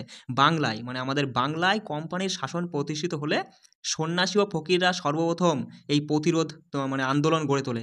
ইস্ট ইন্ডিয়া কোম্পানির ইচ্ছা মতো কৃষকদের জমি কেড়ে নিত, ঠিক আছে? ইস্ট ইন্ডিয়া কোম্পানিরা কী করতো? তাদের ইচ্ছা মতো কৃষকদের জমি কেড়ে নিত, সন্ন্যাসী ও ফকিরদের উপর তীর্থকর চাপিয়ে দিত। তাই প্রথম 1763-তে ঢাকায় এই বিদ্রোহ শুরু হয়। মাথায় রাখবে কোথায়? মালদহ, রংপুর, দিনাজপুর, ঠিক আছে? মানে তখন তো বিষয়টা বুঝতেই পারছো, তখন ভারত, বাংলাদেশ, পাকিস্তান একসাথে ছিল। মাথায় রাখবে এই বিদ্রোহের নেতৃবৃন্দ ছিলেন ভবানী পাঠক, তারপরে হচ্ছে মজনু শাহ, দেবী চৌধুরী রানী, চিরাগ আলী, তারপরে হচ্ছে মুসা শাহ প্রমুখ। এবার এই নামগুলো কিন্তু মাথায় রাখবে, নিম্নলিখিত কোন বিপ্লবী সন্ন্যাসী বা ফকির বিদ্রোহের সঙ্গে যুক্ত ছিলেন? এইভাবে 4টে অপশান দিয়ে একজন এখান থেকে তুলে দিল, সেটা সঠিক উত্তর করে আসতে হবে। এই জন্য মাথায় রাখবে যে ভবানী পাঠক, মজনু শাহ, দেবী চৌধুরী রানী এবং চিরাগ আলী, মুসা শাহ, এনারা ছিলেন কিন্তু সন্ন্যাসী বা ফকির বিদ্রোহের নেতৃবৃন্দ, ঠিক আছে? উইলিয়াম হান্টার সর্বপ্রথম এই বিদ্রোহকে কৃষক বিদ্রোহ বলে অভিহিত করেছেন। তাহলে সন্ন্যাসী বা ফকির বিদ্রোহকে কোন মাথায় যদি বলে যে কোন ইংরেজ ব্যক্তি তোমার একে কৃষক বিদ্রোহ বলে অভিহিত করেছেন? William Hunter. আচ্ছা, সাহিত্য সম্রাট বঙ্কিমচন্দ্র তার আনন্দমঠ উপন্যাসে এই বিদ্রোহের জীবন্ত চিত্র তুলে ধরেছেন। তাহলে কি বললাম? তথ্যটা গুরুত্বপূর্ণ, মাথায় রাখবে যে সাহিত্য সম্রাট বঙ্কিমচন্দ্র তার আনন্দমঠ উপন্যাসে, কোন উপন্যাসে? আনন্দমঠ উপন্যাসে এই সন্ন্যাসী ও ফকির বিদ্রোহের জীবন্ত চিত্র তিনি তুলে ধরেছেন, ঠিক আছে? গুরুত্বপূর্ণ তথ্য। চলো পরের প্রশ্ন দেখো, আর একটা প্রশ্ন আছে, 5 নম্বর প্রশ্নটা কি বলছে? বলছে দিল্লির প্রাচীন নাম কি ছিল? ইন্দ্রপ্রস্থ। আমরা তো জানি যে দিল্লির প্রাচীন নাম হচ্ছে ইন্দ্রপ্রস্থ। মাথায় রাখবে পাণ্ডবদের এবং কুরু রাজ্যের রাজধানী ছিল কিন্তু এই ইন্দ্রপ্রস্থ মানে দিল্লি, ঠিক আছে। এটা কাদের ছিল? পাণ্ডব এবং কুরু রাজ্যের রাজধানী ছিল ইন্দ্রপ্রস্থ, ঠিক আছে, মাথায় রাখবা।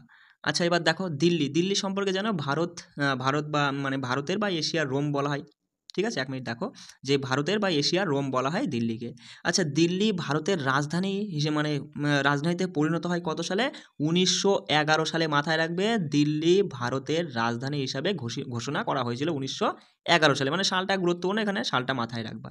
এর আগে কিন্তু কলকাতা ছিল ভারতের রাজধানী, ঠিক আছে, মানে 1772-এ 1772 সালে ব্রিটিশ ভারতে তোমার হচ্ছে রাজধানী হিসেবে ঘোষণা করা হয়েছিল এই কলকাতাকে। তারপরে 1911 সালে তোমার কলকাতা থেকে দিল্লিতে আনা মানে স্থানান্তর করা হয় ভারতের রাজধানী, ঠিক আছে। দেখো দিল্লি যমুনা নদীর তীরে অবস্থিত, মাথায় রাখবে। বর্তমানে বর্তমানে 1947 সালে 15ই আগস্ট নিউ দিল্লি ভারতের রাজধানী হিসেবে ঘোষিত হয়। তাহলে দিল্লি থেকে এখন বর্তমানে ভারতের রাজধানী কি? নিউ দিল্লি, ঠিক আছে। মাথায় রাখবে পুরনো দিল্লি শাহজাহান বাদ নামেও কিন্তু পরিচিত, ঠিক আছে, মাথায় রাখবে। পুরনো দিল্লিকে মানে পুরনো দিল্লি বলতে দিল্লিকে শাহজাহান বাদও বলা হয়, ঠিক আছে। এটা কিন্তু মাথায় রাখবে, ডাকনাম আর কি। এবার দেখো বিভিন্ন স্থানের বর্তমান আর পূর্ব নাম, যেমন কলকাতা, কলকাতার আগে নাম ছিল আলীনগর। কত সালে? মাথায় রাখবে এই যে 1757 সালে যে আলীনগরের চুক্তি স্বাক্ষরিত হয়, সেই 1757 সালে আলীনগরের চুক্তির মাধ্যমেই কিন্তু এর নাম হয়েছিল আলীনগর, মাথায় রাখবে। তাহলে পরীক্ষায় যদি আসে আলীনগরের চুক্তি কবে হয়েছিল? 1757-তে। আসামের পূর্ব নাম কি ছিল? কামরূপ, ঠিক আছে, বা মাথায় রাখবে। এবার দেখো এই কামরূপ মানে কামরূপ বলতে আসামের একটা বিখ্যাত কি রয়েছে? কামাখ্যা মন্দির। পরীক্ষা আসে কামাখ্যা মন্দির কোন রাজ্যে? আসামে। আচ্ছা উড়িষ্যা কলিঙ্গ বা উৎকল, ঠিক আছে। উড়িষ্যা কলিঙ্গ বা উৎকল ছিল এর পূর্ব নাম। 261 খ্রিস্টাব্দে অশোকের কলিঙ্গ যুদ্ধ, মাথায় রাখবে। এই দেখো কলিঙ্গ যুদ্ধ কবে হয়? 261 খ্রিস্টাব্দে। কার দ্বারা? অশোকের দ্বারা কলিঙ্গ যুদ্ধ হয়েছিল। সেই কলিঙ্গ দিয়েই কিন্তু তুমি মাথায় রাখবে উড়িষ্যা কলিঙ্গ, ঠিক আছে। আচ্ছা আমাদের জাতীয় সঙ্গীতে উৎকল দেখো রয়েছে না, উৎকল ও জলধি তরঙ্গ। এই উৎকল ও জলধি তরঙ্গ, উৎকল মানে কি বোঝাচ্ছে? উড়িষ্যাকে বোঝাচ্ছে, ঠিক আছে, এটা কিন্তু মাথায় রাখবা। আচ্ছা দেখো তারপরে চলে আসি কর্ণাটকের পূর্ব নাম হচ্ছে মহীশূর প্যালেস রয়েছে কর্ণাটকে, তাই না। নাগারহোল জাতীয় উদ্যান রয়েছে কর্ণাটকে। বিহার শরীফ অদন্তিপুরী, ঠিক আছে, অদন্তিপুরী এর পূর্ব নাম, মাথায় রাখবে। বৌদ্ধ মহাবিহার কোথায় রয়েছে? বিহারে, ঠিক আছে। এটা একটা মন্দির কিন্তু, ঠিক আছে। পাটনার পূর্ব নাম ছিল পাটলিপুত্র। মগধের রাজা অজাতশত্রু তোমার গঙ্গার তীরেই ছোট দুর্গটি নির্মাণ করেছিল, পাটলিপুত্র একটা দুর্গ, ঠিক আছে। এটা বর্তমানে নাম হচ্ছে পাটনা। রাজস্থানের পূর্ব নাম ছিল রাজপুতানা, ঠিক আছে। পাঞ্জাবের পূর্ব নাম পৌরব। দেখো সবগুলো কিন্তু মিল রয়েছে একটা। রাজস্থান রাজপুতানা, পাঞ্জাব পৌরব, ঠিক আছে। জয়পুর মৎস্য, মাথায় রাখবা। আর এই জয়পুরকে গোলাপি শহর, হাওয়াই মহল, তারপরে যন্তর মহল, এগুলো সবই কিন্তু জয়পুরে রয়েছে। আর এই গোলাপি শহর বলা হয় আর কি জয়পুরকে, তাই না। এলাহাবাদ, দেখো এলাহাবাদের পূর্ব নাম ছিল প্রয়াগরাজ, ঠিক আছে।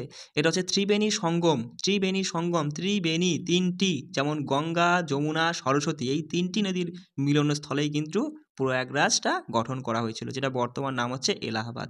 অযোধ্যার পূর্ব নাম ছিল কোশল, ঠিক আছে। কোশলের রাজধানী ছিল দেখো শ্রাবস্তী। অযোধ্যা তোমার যদি বলে কোন নদীর তীরে অবস্থিত, সেটা হচ্ছে সরয়ু বা সরজু নদীর তীরে অবস্থিত। দেখো ডিগবয়ের পূর্ব নাম ছিল বর্গিল। ভারতের সব থেকে প্রাচীনতম তৈলখনি কিন্তু এই আসামের ডিগবয়ে অবস্থিত। কি বললাম? ভারতের সবচেয়ে প্রাচীনতম তৈলখনি আসামের ডিগবয়ে অবস্থিত। চলে আসে তমলুক। দেখো তমলুকের পূর্ব নাম ছিল তাম্রলিপ্ত, বা প্রাচীন নাম কি ছিল তমলুকের? তাম্রলিপ্ত। বর্তমানে পশ্চিমবঙ্গের পূর্ব মেদিনীপুর জেলায় কিন্তু অবস্থিত তোমার এই তমলুকটা। আর এই শহরটি তোমার হচ্ছে দেবী বর্গা ভীমার জন্য খুব বিখ্যাত, মাথায় রাখবা। আচ্ছা তারপরে মাথায় রাখো যে কোজিকোড, ঠিক আছে। কোজিকোড যেটা হচ্ছে কালিকট নামে পরিচিত ছিল। পর্তুগিজ নাবিক ভাস্কো দা গামা, মাথায় রাখবা। পর্তুগিজ নাবিক ভাস্কো দা গামা 1498 সালে 20 মে প্রথম সমুদ্রপথে ভারতের এই কালিকট বন্দরে পা রাখেন। কি বললাম? পর্তুগিজ নাবিক, কোন দেশের? পর্তুগিজের নাবিক। কোন নাবিক? Vasco da Gama. কত সালে? 1498 সালে 20 মে সমুদ্রপথে ভারতের প্রথম এই কালিকট বন্দরে পা রাখেন, ঠিক আছে। মালদাহ মাথায় রাখবা যে লক্ষণাবতী, ঠিক আছে। মালদাহ লক্ষণাবতী, যেটা মহানন্দা নদীর তীরে অবস্থিত। আর 2-4টে তথ্য রয়েছে, একটু দেখে নাও। বাঁকুড়া হচ্ছে মল্লভূমি, আগে মল্লভূমি নামে পরিচিত ছিল, ঠিক আছে। শম্ভুজিনগর হচ্ছে ঔরঙ্গাবাদ নামে পরিচিত, এটা মহারাষ্ট্রে রয়েছে। মালয়, যেটা বর্তমানে মালয়, সেটা অবন্তী নামে পরিচিত ছিল। মাথায় রাখবে এটা উজ্জয়িনীর প্রাচীন যুগে অবন্তী নামে পরিচিত ছিল, ঠিক আছে। উজ্জয়িনী প্রাচীন যুগে মানে আগে অবন্তী নামে পরিচিত ছিল। আন্দামান নিকোবর দ্বীপপুঞ্জ শহীদ ও স্বরাজ দ্বীপপুঞ্জ নামেও কিন্তু আগে পরিচিত ছিল। আর নেতাজি সুভাষচন্দ্র বোস নামকরণ করেছিলেন এটা শহীদ ও স্বরাজ দ্বীপ, বুঝতে পারলে, যেটা বর্তমানে আন্দামান নিকোবর দ্বীপপুঞ্জ নামে পরিচিত। বলো, এইভাবে 5টা করে প্রশ্ন তুমি পড়ো, ঠিক আছে? তাহলেই কিন্তু মানে কি বলবো, দেখবা তুমি জিকেতে অনেকটা স্ট্রং হয়ে গেছো। আর কোনো জায়গা কোনো রকমের যদি সমস্যা হয় বুঝতে বা কোনো কিছুতে সমস্যা হয়, অবশ্যই আমার সঙ্গে কন্ট্যাক্ট করবা, মানে আমার সঙ্গে যোগাযোগ করবা, আমাকে বলবা সেটা, ঠিক আছে? আর আমার সঙ্গে কিন্তু জুড়ে থাকবা সবাই। চলো রাখছি। জয় হিন্দ।